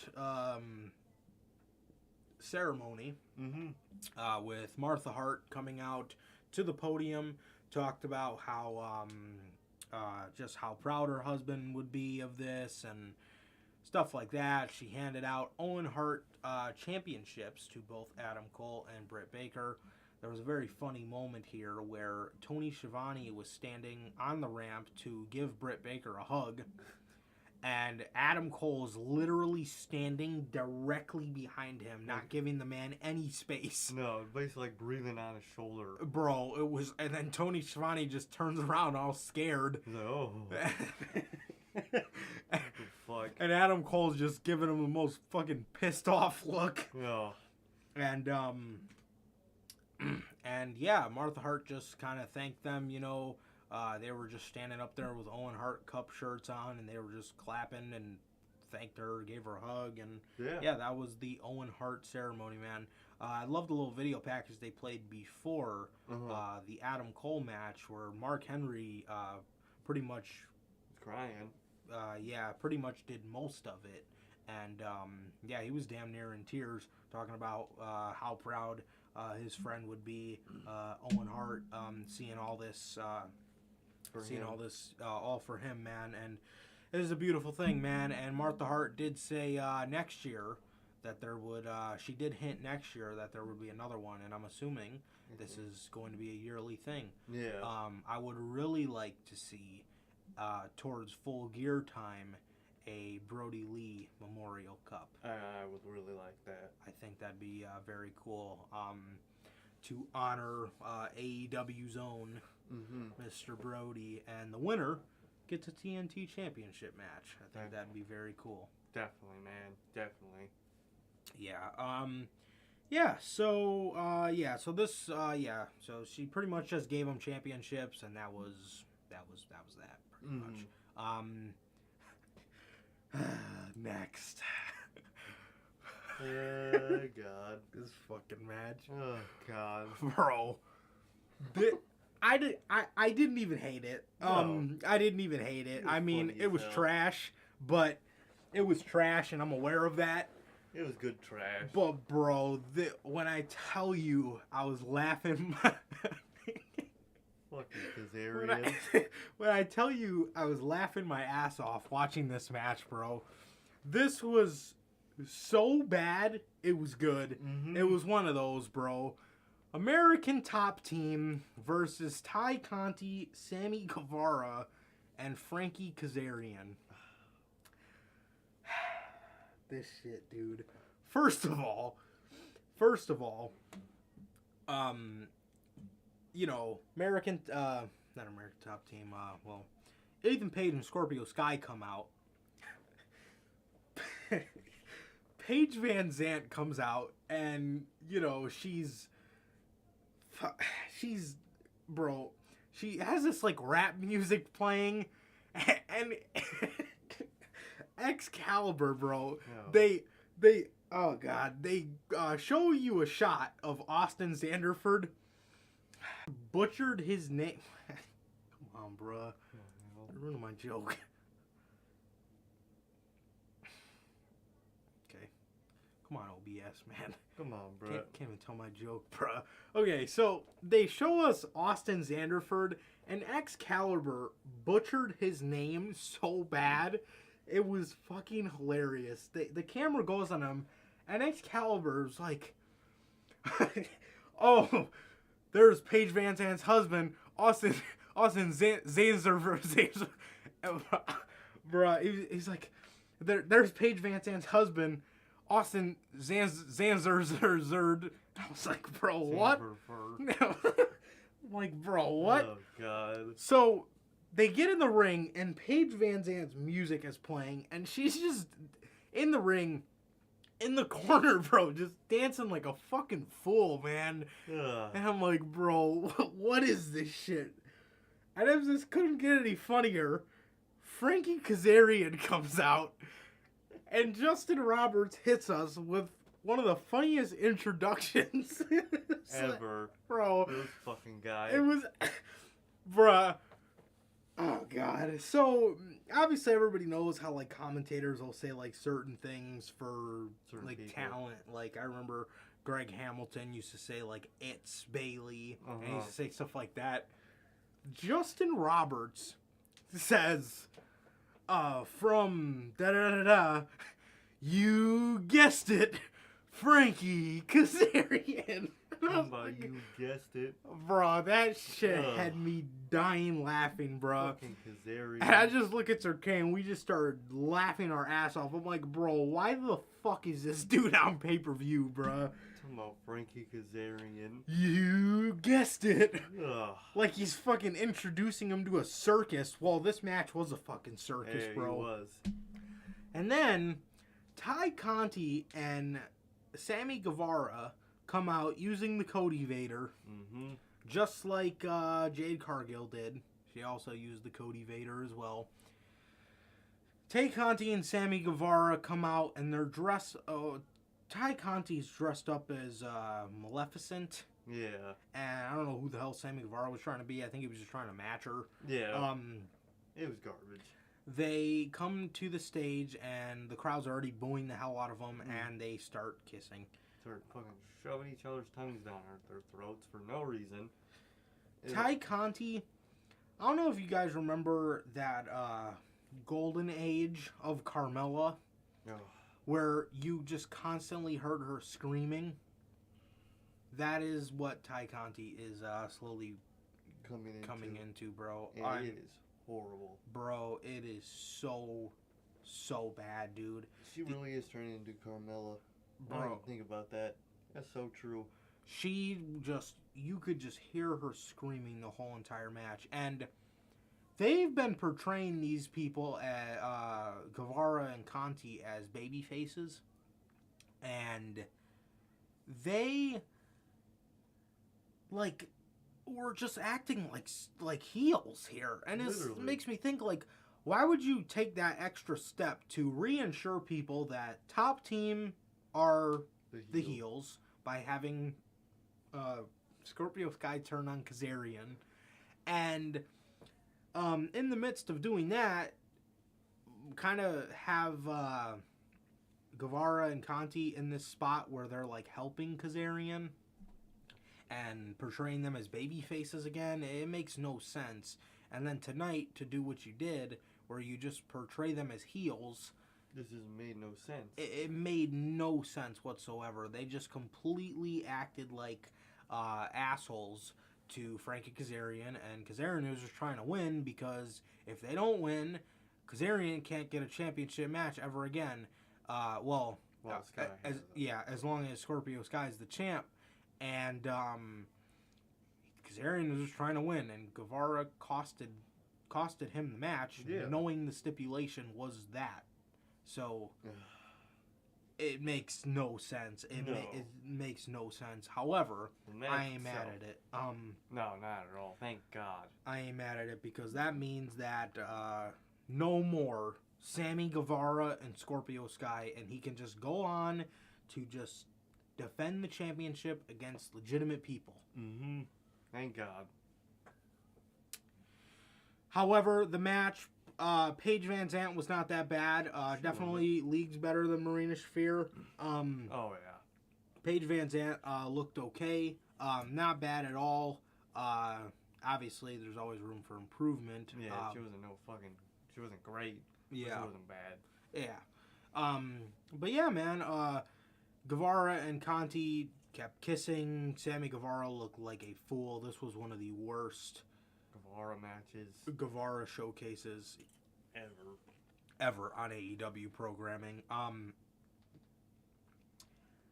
JR used to say the Sammy, Sammy, Sammy line, and it was kind of dope. Mm-hmm.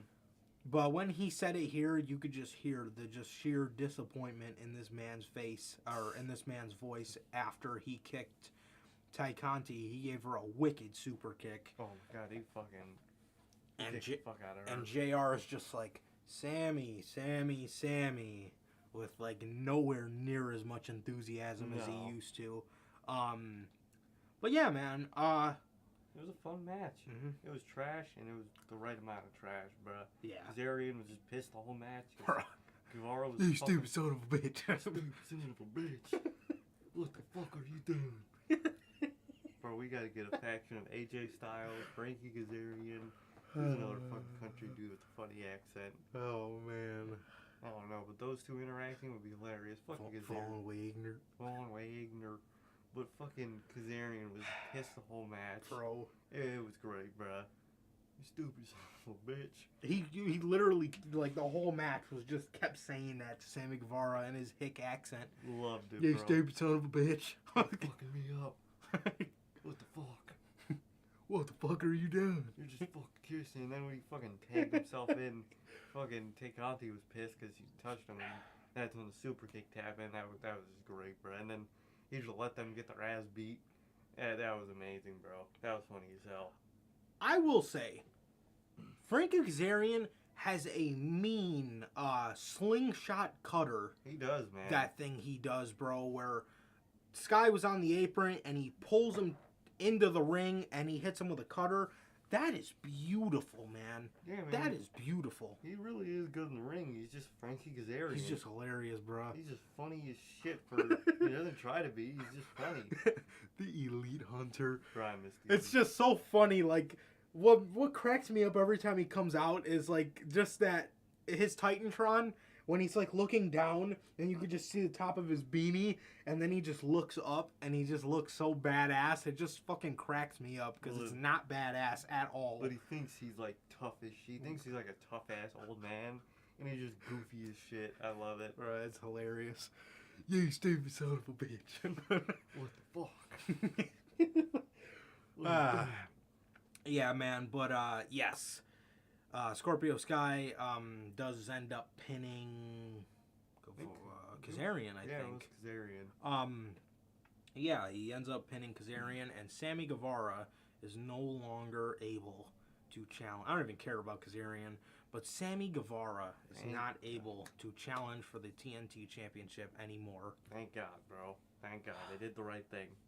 And I love how he tried so hard to get the title match, and he got this match. Oh, I loved it. And now that match that he wants with Sky for the championship Ain't happening. isn't going to happen, bruh. Love it. I love to see it.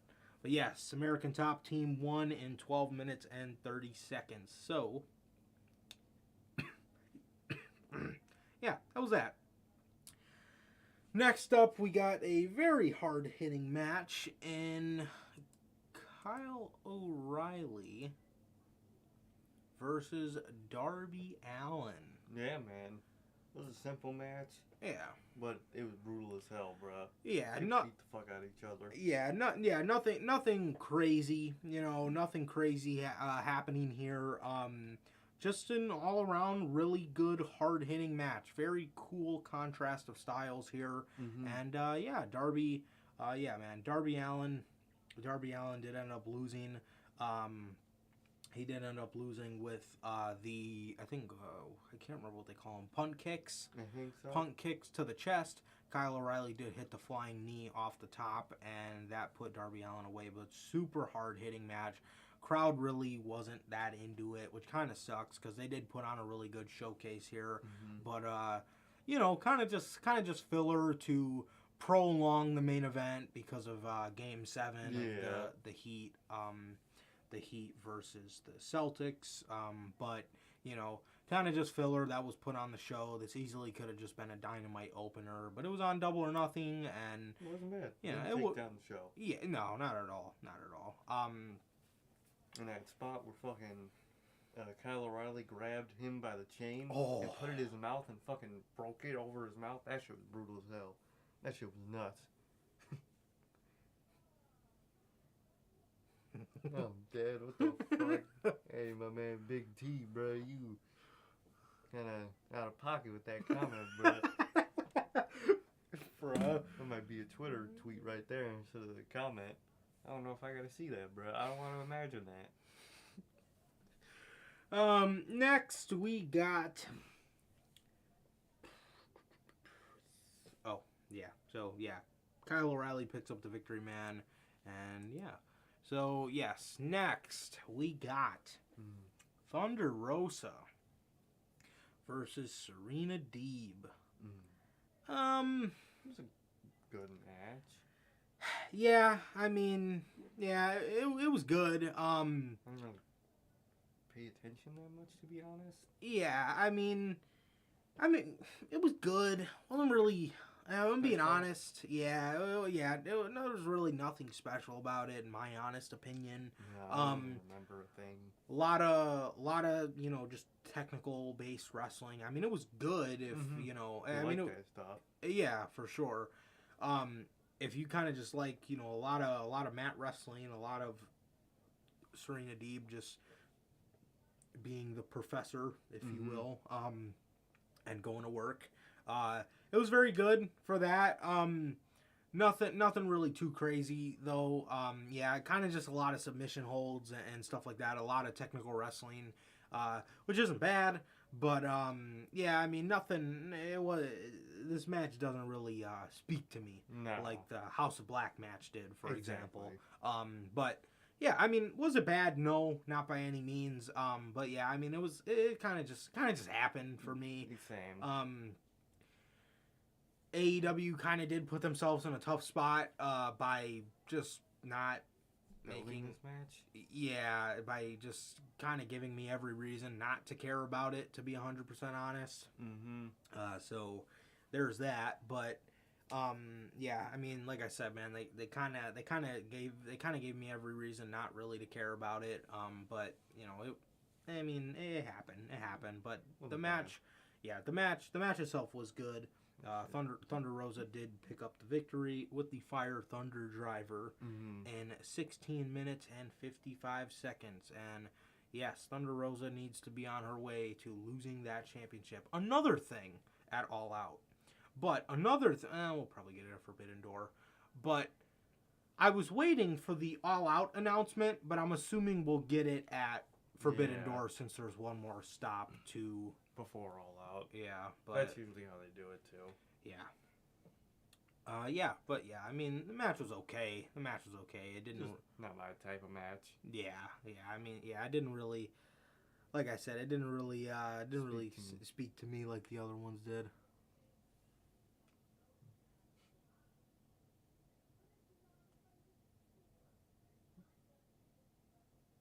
Yeah. Could definitely see your point there. This is.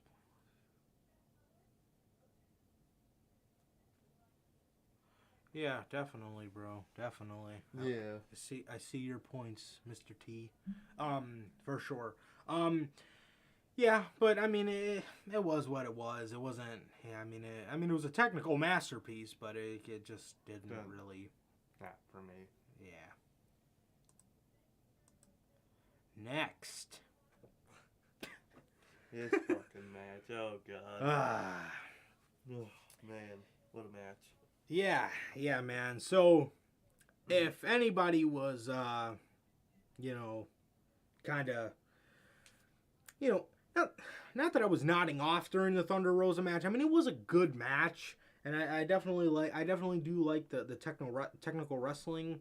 I definitely like some technical wrestling, but I think they could have slowed down. I think it maybe might have been a little too much. A little too technical. Yeah, because I love to see shit like that, man. I love to see shit like that, but at some point, man, I think it was just a little too much for my liking. Yeah. We go from that to this, and I love what AEW did here. Justin Roberts,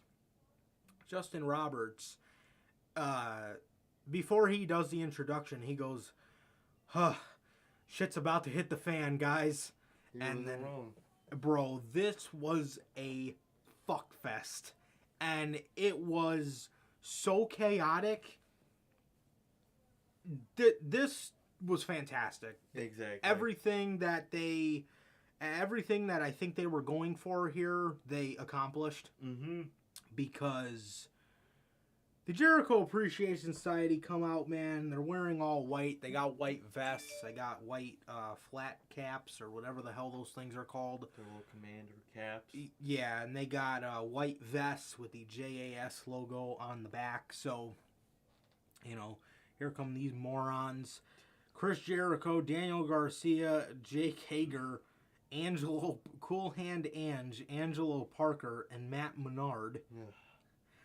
After tonight, my man's is Matt Mustard. Bro, he really is, bro. Bruh.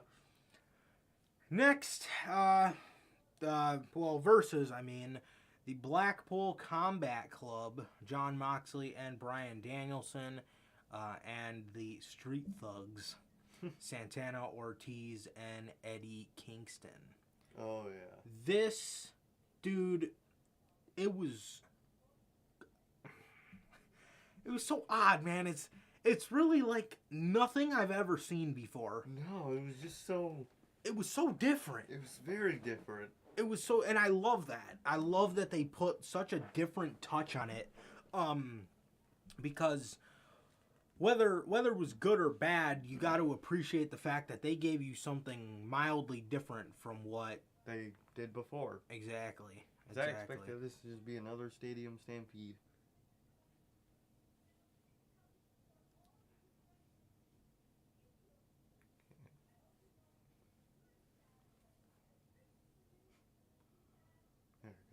Okay, my bad. OBS. Yeah, man. Yes, dude. Big T says, I hope AEW strongly considers putting the Anarchy in the arena match in the game. Oh yeah, bruh. This felt so different from Stadium Stampede. It literally was. It literally was Anarchy in the arena. It was Jericho kept mentioning this in the little video package, but it was like gang warfare. Yeah. You know what I mean? This was so badass how they played Wild Thing, and Mox came down, Santana came with him from another side of the different section of the arena. You see Danielson come down. From a different section, you see Ortiz come down, and then you see Eddie Kingston, and the Jericho Appreciation Society was kind of just like, fuck this. Let's just go after him. And we're going after him because they knew it was going to happen anyway, so this got off to a crazy start already. A cool touch that they added to this match, and I think it was one of the things that was like such a sight to be seen, and it was... it's never done. It was so fucking cool, and it was something that like... It was something that you almost wouldn't expect to be cool, but it was cool as shit.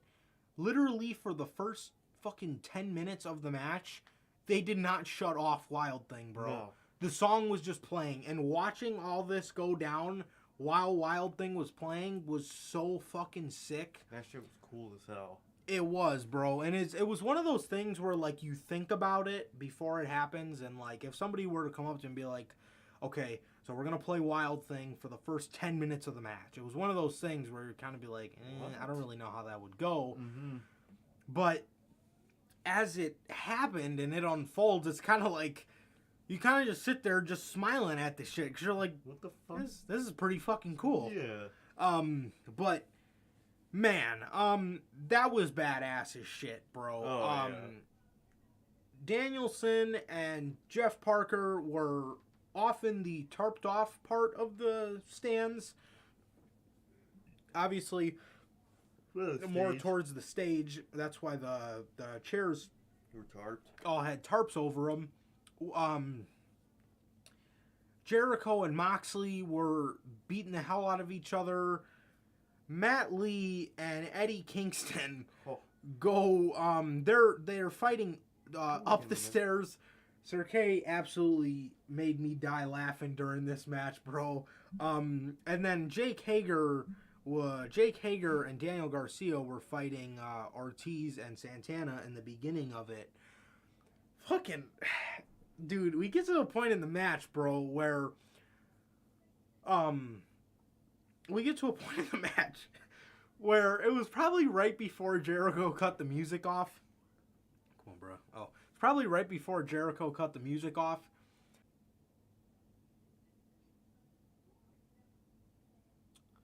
Okay. Of course. I think we have a successful reconnection. Okay, yes. I think we're back. Sorry. OBS. What do you fucking know? My God. Okay. We get to a point in this match where Matt Lee and Eddie Kingston are fighting kind of at the bottom of the stairs to go up. and Matt Lee's just a pool of blood on his face. So random. And Sir Kane goes, because at this point, obviously, dude, I've been watching this shit for a minute. You've been watching this shit for a minute as well. Me, like, the both of us are just so confused. We're like, dude, what the fuck is going on right now? Literally. And, like, we're both just, like, this is kind of cool, but, like, going on? What the hell is happening? So it was kind of like a mixed kind of thing there, and oh my God. Matt Lee is standing there in a pool of his own blood, and Sir Kane just looks at me and he's like, did Eddie Kingston just fucking shank him?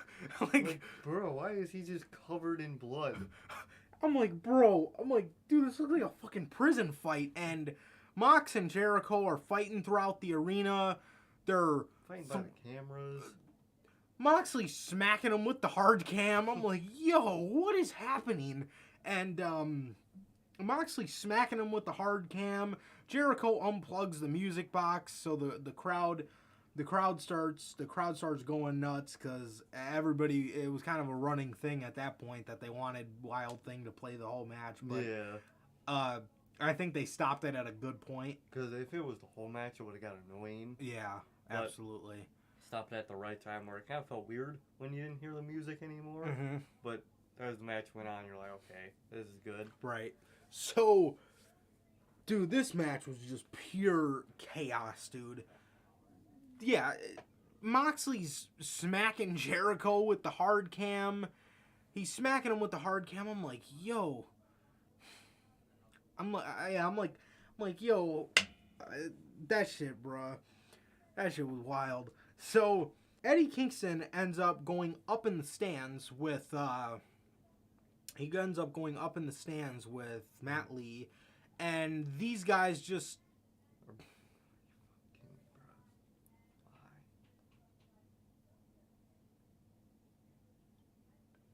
Yes, okay. Yeah, these guys just take out the merch table, bro. Like, and then before.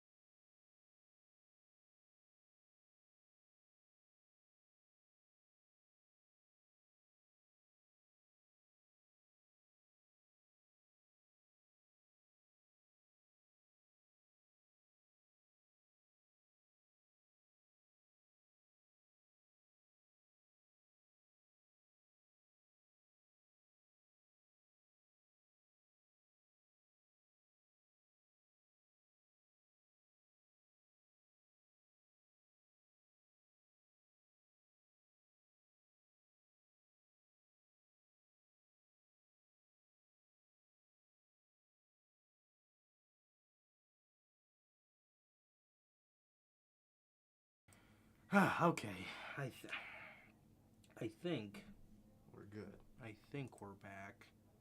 I apologize. No BS. Go figure, man. Go fucking figure. Jesus. Okay. Yes, where was I? Matt Lee is in the back after getting shanked by Eddie Kingston. He after getting shanked by Eddie Kingston is in the back, and Eddie Kingston starts dumping mustard all over him, and then they just proceed to take apart the merch table. Daniel Garcia gets involved, wraps his belt around Eddie Kingston's neck, and starts dragging him through the arena. Brutal as hell. This match was so different and so fun. Mm-hmm. It is criminal that AEW does not have a. It is criminal that AEW does not have a streaming service, because I already want to go back and watch this match. Exactly. This bruh. was heat, bro. This was heat. The JAS did something good other than that one segment where Chris Jericho was just leaning back in his chair with his eyeballs popping out of his head. So, yes, this was fantastic, bro. Eddie Kingston, Matt Lee, and Daniel Garcia fight to a freight elevator. Mm-hmm. And the door closes, and this was the last we've seen of Daniel Garcia and Matt Lee for the rest of the match. We've seen them after the match. Yeah. But for the rest of the duration of this match, we did not see them anymore. And Jon Moxley and Bryan Danielson, Santana, and Ortiz kind of were the main components for a little bit after this. Santana and Ortiz took themselves out with jumping off a ladder in the crowd. Just anarchy, bruh. Literally just fucking anarchy. Yes, Jon Moxley pulled out some barbed wire. He threw a cooler at Chris Jericho, a cooler full of ice and water bottles, so you know it was kind of heavy, or maybe not heavy. It had some weight on it for sure. But yeah, man.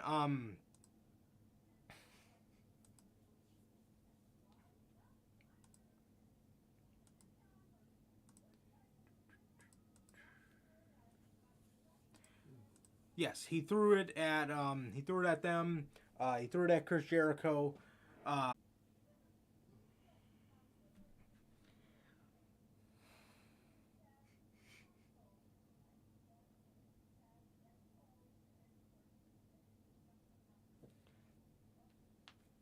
Top rope comes off. God, what else? I remember Hager speared somebody. Hager speared somebody into that like commentator area or that little like ringside area. I remember Danielson getting hit with the ring bell by Jeff Parker. Pull out a table, put some barbed wire platform on it. Got fucking thrown into that platform. The table didn't break. And Mox was stuck in the barbed wire for like 5 minutes. Yeah, bro. He's just sitting there like shaking. And I'm like, is somebody going to help him get out? Literally, bro. I'm like, Jesus. Danielson gets Jericho in a label lock. And Eddie Kingston comes out with a gas can. Or looked like fucking Trevor, that loading screen from Trevor in Bruh. GTA, all dirty and bloody and got a fucking jerry can. That was Eddie Kingston walking down the fucking ring. He opens up the gas can and starts dumping it on Jericho and Danielson, his partner. Some of this got in Jericho's eyes. You could see him using the ring apron to wipe his face off because he had gasoline in his fucking eyes. Danielson gets pissed off. It looked like Eddie Kingston was about to grab a match. Or he grabbed a match. Danielson immediately got up after he knew that Eddie, his partner, just dumped gas on him. He smacked Eddie Kingston's hand and was tackling him to the ground. And I think you could hear him say, like, what the fuck, or something like that. And these two just start fighting. Mox,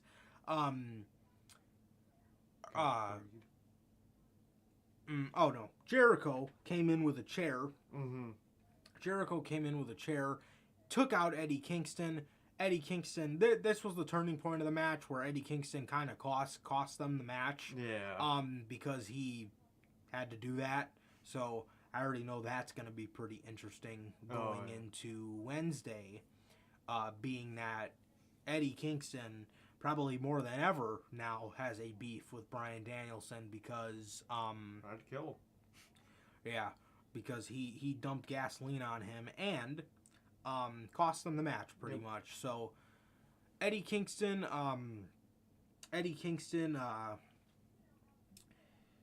there's a point in this match, man, where the commentators kind of misled everybody. Yeah. Jericho puts in the walls of Jericho after they took out him and Eddie Kingston. Eddie Kingston was out of the match. Jericho was in the walls of Jericho. And Hager grabs the top rope that was dismantled from the ring and wraps it around Danielson's neck and is choking him. And Danielson goes out. But before he goes out, the commentators are saying, who's going to help Danielson? As if Wheeler Yuta's about to come out. And honestly, what's up? I was expecting him. 100%. 100%. And they kind of, like I said, set it up to where it's like, who's going to help Danielson? And it kind of like threw me off. Yeah, 100%, bro. And it was like, that would have been a perfect opportunity for Wheeler Yuta to come out, get the big pop. You know what I mean? The people at Double or Nothing were going to get to see him. And that didn't happen. It didn't happen. Danielson just passed out, and the JAS won the Anarchy in the Arena. Wild match. You truly never seen anything like it, man. No. You really never seen anything like it. And it was fantastic. It was fantastic for what it was, man.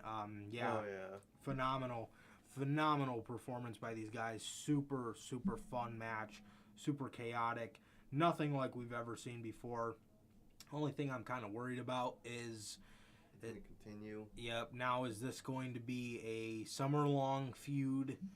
And I don't really want to see that. I mean, with Moxley and Danielson involved, it makes it a lot better. It makes it a lot better. I will say that, but because a good amount of bullshit won't happen because of them. Yeah. But still, bro, I don't want Jericho to bring another group down. Number 3. I don't want him to halt the Blackpool Combat Club in any way, shape, or form. No. But yeah, man, other than that, fantastic match as the JAS wins in 22 minutes and 45 seconds, dude. We seen Matt Lee after this match just, Covered. dude, covered. His arms, his chest, his stomach, his back, his face. Oh, hey, he walked away from a car crash. It literally looked like he just, like, Survived a horror movie. I swear to God, bro. I was gonna say it literally looked like this man just survived a full-on battle with Michael Myers, bro. Mm-hmm. This man, oh my God, dude. Next, actually, what really happened next was Andrade El Idolo Hey. was sitting in the back with Jose, the assistant, and he said he hates the name AFO and he's tired of being with all losers. Damn. Literally, those are the words that came out of this man's mouth. He wasn't wrong. No, not at all. That's the best part. He's not wrong, and that's what made it hilarious. He then told Jose that he has a new business partner, and I was like, business partner? Interesting. That could kind of mean anything. Manager, friend, Tag partner. exactly. Who knows? Exactly. So that could mean a lot of things. And he tells Jose to get the door because someone knocked. And he opens the door, and it is the AEW debut of Roosh. Yeah. Roosh and Andrade are obviously great friends. Roosh is amazing. Oh, Phenomenal in-ring competitor, bro. These two together look fantastic, and it makes me upset that the Lucha Bros, after all this time, are still tied up with Death Triangle because they are bringing themselves down by being with Alex Oberhantes. They're not really doing anything for Pac's act, No. and This is a perfect spot for him. this is literally the perfect spot for them, bro. Just a bunch of fantastic Mexican wrestlers, bro. Hell yeah. And some kind of Mexican mob cartel kind of vibe going on here. This is fantastic for them. Now, the commentators kind of said that there was the newest member to Andrade's group, so I don't know if that means, He's keeping all the old losers? yeah. I hope not. I don't think so, to be honest. I think he's dropping them. Yeah, because he did mention something about, like, he, like, contract's done. yeah, the like, shredded their contracts, and he wanted Jose to do something about the new ones or something like that, but yeah, man, Roosh. We did not get a Roosh as All Elite thing, so I don't know if he's All Elite or I don't know if he's just periodically coming in. Who knows? But regardless, It's awesome. regardless, this is sick for Andrade, man, and I love how he's acknowledging he needs to step out of the loser's light. And look, man, these guys could be perfect to go up against Ethan Page and Scorpio Sky Could be perfect, bro. to eventually get that championship off of Sky and on Andrade, the guy who should be holding it now, if you ask me. Oh, 100%. Yeah. Yeah, man. So, it's gonna be interesting to see where it goes. But next, we got the Tag Team Championship match. Swerve in Our Glory. I kind of like to call him Swerve Lee. Hell yeah. But, yes, Swerve in Our Glory versus Jurassic Express versus Team Taz. This was very good. This was very good. I really enjoyed this match. Solid match, man. Another three-way triple threat tag team championship match, just like they did at Revolution. And another banger turned out, bro. Very shocked. Very shocked by the ending, man. I thought Team Taz had it. I thought Team Taz had it as well. They tried cheating a bunch in this match. Christian Cage kept stopping them. something about Christian Cage is just fishy, man. Some about him is just weird. I don't know, man. I don't know. You can kind of catch him giving Jungle Boy like these dirty ass looks once in a while, and it's just very interesting, man. It's very interesting to see. It's very interesting to see, like, why exactly he's doing that, and I don't know, man. I don't know. I think he will eventually play, but AEW loves to do that where He just do little teases. Yeah, whenever you think something's gonna happen, they try to swerve you until you think that it's not gonna happen. And then it happens. Yeah. So they do that a lot, man, but I believe they pinned Swerve with Thoracic Express. Yeah. And that was it, man. But yeah, it was a really good match. Very, very good. You expect nothing less from these three teams. And yeah, I would like to see Jurassic Express pick it up a little more with the feuds. And I would like to see Swerve and Keith Lee, although their little tag team run has been very enjoyable. I would kind of like to see them go their separate ways.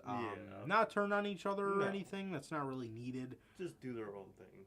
Yeah. But hey, man, it was fun while it lasted, and yeah, man. So Jurassic Express shockingly retains the championships in 17 minutes and 15 seconds. Didn't think they would. Here it goes. And in the main event, Adam Page defends his AEW World Championship against CM Punk. Man, oh man, is this crazy.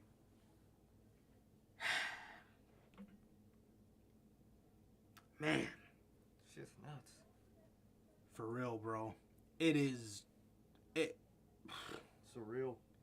It is. It's like so wild that we were there for his return to pro wrestling, and now here we are 7 months later, and this man is legitimately the AEW World Champion. Shocked. I know. I'm shocked. Shit. Obviously, with CM Punk winning the championship means that the reign of the Hangman Is ended. is over. It sucks a little. It does. It really does. But Not in a bad way to Punk, but it's just weird to see Hangman lose. yeah. It's just a little weird. I also think it's a little weirder with AEW because they only do 4 pay-per-views a year. So, like, he really only got one defense on pay-per-view where he successfully defended it. So, it's kind of weird in that sense. But then again, he... if you look at it without looking at it through a pay-per-view schedule, he did hold the championship for 7 months. Or not 7 months. 6 months. Oh. He held the title for 6 months, and that is okay. Yeah. It is okay. He didn't need to have the longest title reign or whatever. He didn't need it. Yeah, it sounds short when you put it in a pay-per-view thing and a pay-per-view schedule, but it really wasn't. It was a long reign. It was 6 months, man. I think because of that, because of the pay-per-view schedule, a lot of people look at AEW championship reigns differently, and it's almost kind of like people think that you should hold the title Like 2 or 3 pay-per-views. Yeah. So, but yeah, a lot of people would think like, oh, you know, maybe he holds the championship until like All Out or something like that. But that's a really long reign, and Adam Page is 30 years old. You know, I mean, He's got many more ahead of him. he definitely does. He is a cornerstone of AEW. He is a guy that turned down 6 figures to be at AEW. So, in this sense, you know, it sucks because you just hate to see Hangman lose after what was a very good reign, regardless of what people say. Was a very enjoyable reign, and I really liked it. He was one of the best champions, definitely the best in terms of match quality. Oh yeah. But I can totally see why they put the title on Punk, bro. I mean, the guy is 40-something years old. You might not have that chance again. Exactly. You might not have that chance again. You're running.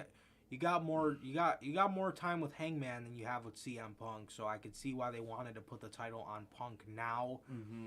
Because then you can play into the Summer of Punk thing. I was gonna say that's the perfect time of the year for Punk to win it. Yeah, right at the start of the summer. You could play into the Summer of Punk. You got this pay-per-view in Chicago that you're going to in 3-4 weeks. Yeah, that you're gonna be here in 27 days for Forbidden Door.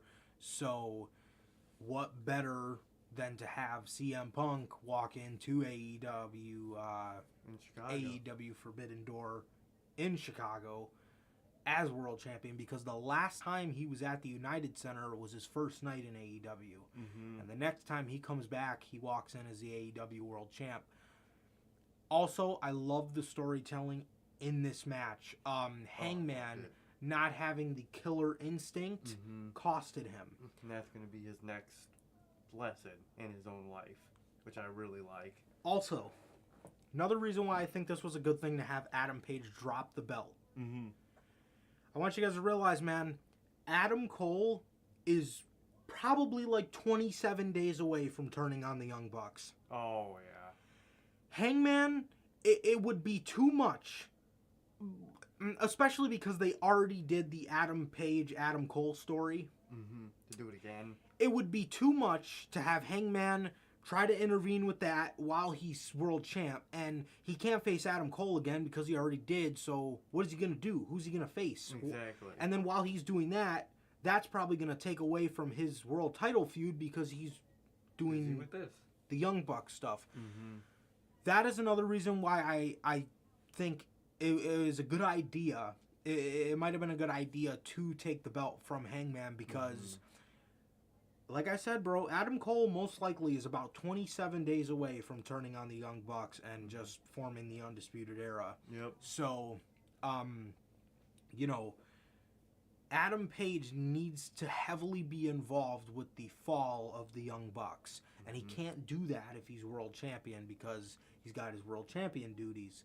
But now he has time to go back and kind of tell some of the stories with the Elite that were never picked up upon, but now they can be. Exactly. Loved it, man. It was great. I was shocked, nonetheless. I was shocked. Oh, yeah. Nonetheless, bro, I could not believe CM Punk pinned Hangman's shoulders to the mat for 1, 2, 3. That's nuts, man. Loved the storytelling. The second he picked up that belt and was looking at the way he does, I knew he was going to lose. I knew it. Yeah. I was like, he's going to try, to make it look like he's going to hit him with the belt, and he's not going to do it. That's going to be his downfall. Loved it, man. He didn't have the killer instinct to just do it, man. And I feel like with Hangman about to match up with the Bucks, who are still heel, I feel like Hangman's about to go through his Gargano phase where Gargano attacked Black and he was kind of delusional where he thought he had to do bad shit to win, but he just didn't have his own good guy killer instinct. Yeah. Definitely what Hangman's about to go through, and I'm gonna love it, bro. Yeah. I'm gonna love kind of delusional, not sure how to go about this Hangman. Cannot wait. Yeah. And I love as well how just Hangman in general wasn't really meant to go on a super long run. No. I think this was the sweet spot. I think it was. Because I heard Tranquilo Club talking about this, man, but the guy's 30 years old. You don't want him running through the whole roster right now. No. You know what I mean? I mean, because the next time he holds the belt, there's going to be new challenges and people that he hasn't ran through. as opposed to if he would have stayed champ through the whole summer, he would have ran through a lot of those people possibly. Yeah, exactly. So you don't want to run into that, man. And like I said, man, Hangman's 30, bro. Punk's like 42, 43. You might not know how much longer you have with CM Punk. And exactly. I've seen a lot of people saying this, man, and it's so true, bro. There honestly was no wrong answer here. No. You know, you keep the belt on Hangman. He gets to put on clinics all summer like he's been doing. Gets to even establish himself even more. Mm-hmm. You put the belt on CM Punk, and that shit's just going to be great just because he's CM Punk. It's CM Punk. But I will say this, man. Like I said, I do think this was the right call because we are going to be picking up into a lot of elite storylines here, and Hangman is a crucial part of that. Hangman is a crucial part of that, and he needs to be around for when Adam Cole does turn on the Bucks, because he needs to be there for when the Bucks don't have any friends and they are depressed Bucks. He needs to be there for that. It's something that needs to happen, and whether it's with Kenny or not, I think we need to see all of the elite boys reconcile with one another. So he needs to be there for that, and he can't really do that if he's caught up with being world champ. So it was the right call. It was the right call. Although it is kind of sad that the reign is over already, you do have to go back and appreciate it for what it was. I mean, he gave us some fucking classics with that championship, man. He did. Daniel Bryan, Adam Cole, all of them, man. All of them.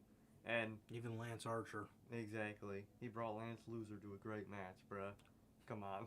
And for his next title run, he still has a Pac match to pick up on from the start of AEW. Yeah. He has maybe one day Cody returns and they have a match. He has a future match with a lot of people because he hasn't faced them yet. Good. Great job, man. Great job all around. Yeah. And CM Punk being a world champion is nuts, man. Crazy to think. That's nuts, bruh. Yeah. I love it. Yeah, awesome. Awesome to see, bro. You love to see it. What do you know, man? CM Punk back on top of the wrestling world in AEW. I hope WWE knows how much of a headache that was. Oh, bro, he's such a headache. Yeah. All the money they're making. And the storytelling that's going to come out of his run is going to be nuts. You know, is he going to turn on the fans after his run is over? Is he going to turn on the fans Wednesday? We don't know what's going to happen. Exactly. You know what I mean? But the storytelling and whatever, and I love how they can pick up this feud, man, and to where Adam Page can, it's going to, the realization is going to hit him that he was not able to save AEW from CM Punk, man. And I think when one day Punk does turn heel, who else to fix that problem but the one who started it? Adam Page. Whether he has championship or not, perfect person to beat CM Punk as in prime heel CM Punk when it happens. Adam Page, the one who inadvertently let it happen. Perfect storytelling. Exactly, bro. Love it. You love to see it, man. Who wins this belt next and when, if you're booking it? If MJF didn't walk out and that's the work and shit, I'd say MJF, because it makes sense with Punk. If it's not MJF, damn. Could be a lot of people, man. Fuck. Big build up Andrade. Big build up Black, maybe. I would love the actual solo Pac. That would be really awesome. There's a lot of people, man. But it's really up in the air, bro. With Cody gone and the possibility of MJF not in that title picture anymore, that's very open now. So, yeah. Wardlow possibly. Who knows, man? Who knows? What do you think? It's tough. If I'm taking out MJF because of whatever's going on with him, if I'm taking out MJF, I mean, MJF's the obvious one, but if I'm taking out MJF, fuck. Danielson, I could very well see Danielson. I could see, because Punk's gonna want that match. Mm-hmm. I'd say if they end up going to Wrigley Field, that will probably headline it. Mm-hmm. Danielson versus Punk for the AEW Championship in the main event. I think that's the perfect match to headline it. Fuck. And then we don't even know about debuts. Johnny would be a great one for a heel champion to win it against, or Wyndham, Adam Cole to win it against, maybe a Daniel Bryan. It's very open now. Yeah, Wyndham makes sense with either Danielson or Punk. All their history. Because he's got the history with both of them. You made the joke tonight. Daniel Bryan looks like he's got his Wyatt family attire with the cut-off sleeves, bro. Especially how bloody he got near the end. Yeah. Or really look like a member of the Wyatt family again. Yeah. But it's so weird. The title's never been this open in AEW before. Yeah. No. Before all this, we knew. You knew. Mm-hmm. You knew the set goal. Yeah. What they were building towards. It was Jericho. Obviously, Mox next. Obviously, Kenny. And then Hangman. Well, yeah, because when Hangman won the belt, everybody was like, "Oh, MJF's gonna be the one to beat Hangman, and it's probably gonna happen at All Out." That's what everybody said. That's what everybody said. Nobody's seen Punk. Nobody's seen Punk coming into this, so maybe Tony Khan altered plans. Kind of was like, okay, well, what if I create a story with MJF and Punk? Have MJF get sidetracked by the culmination of his Wardlow storyline, then we can insert Punk into MJF's slot. That could also be another reason why he's upset. Possibly true.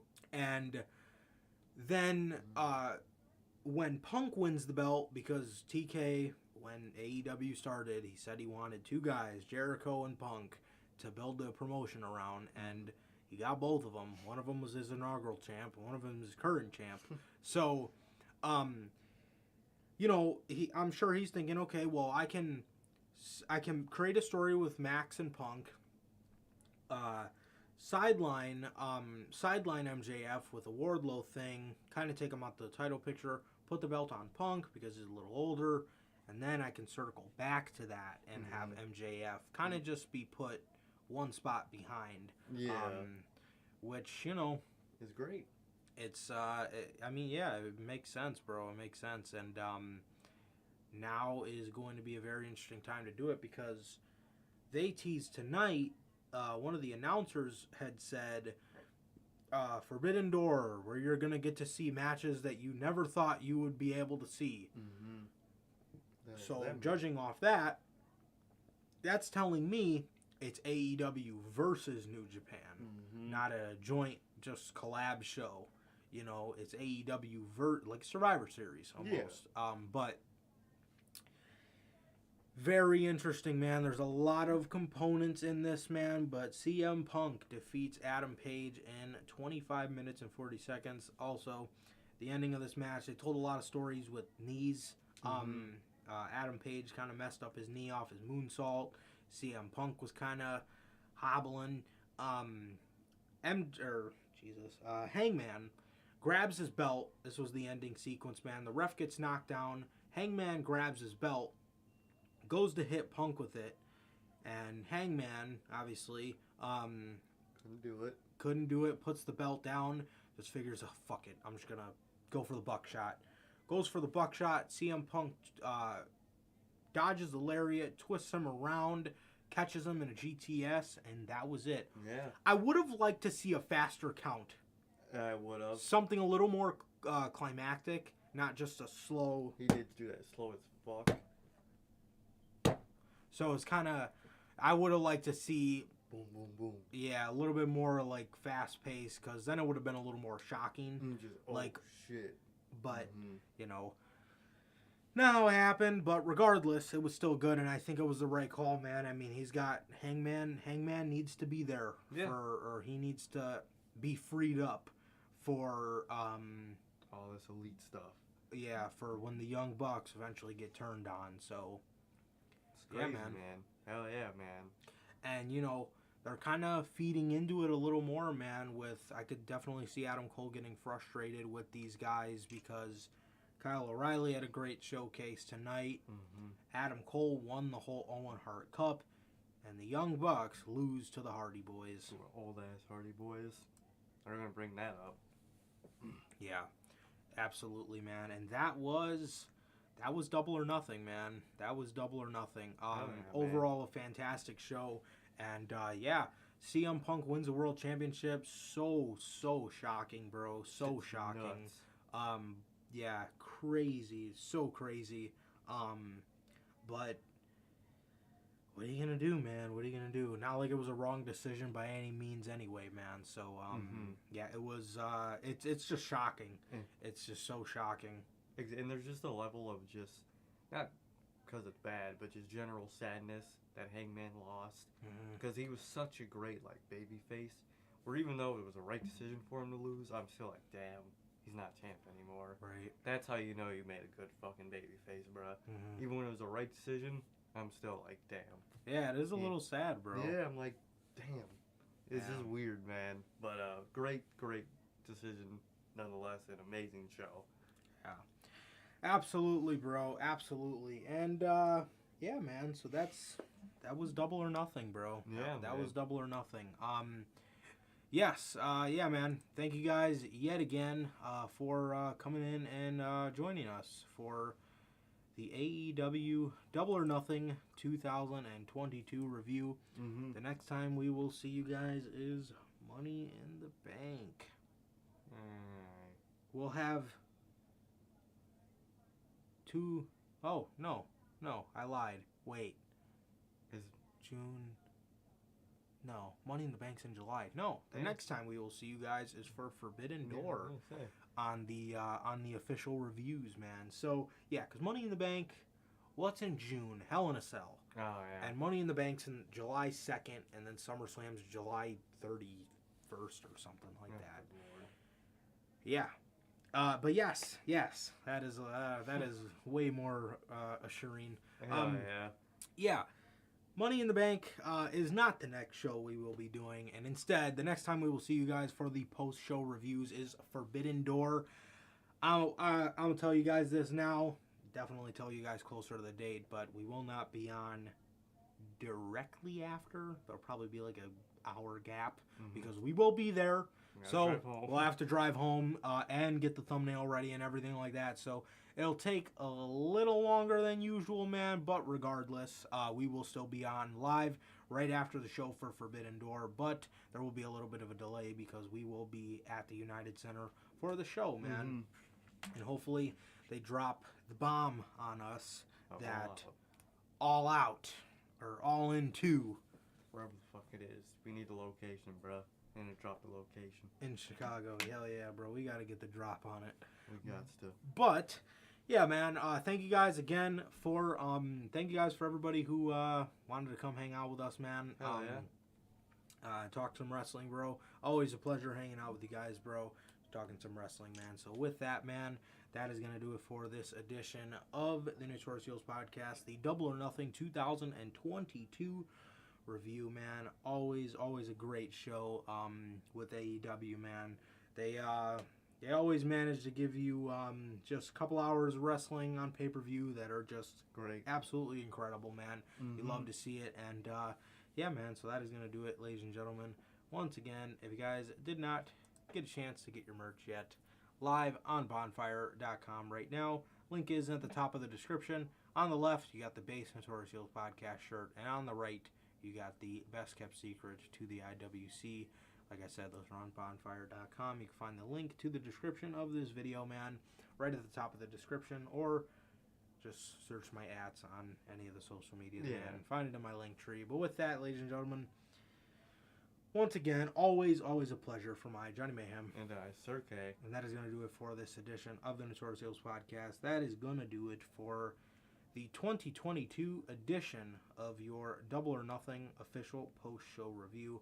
Please like, comment, and subscribe, and we will see you guys tomorrow night after Raw for Notorious Unscripted. We'll see you guys then. Peace.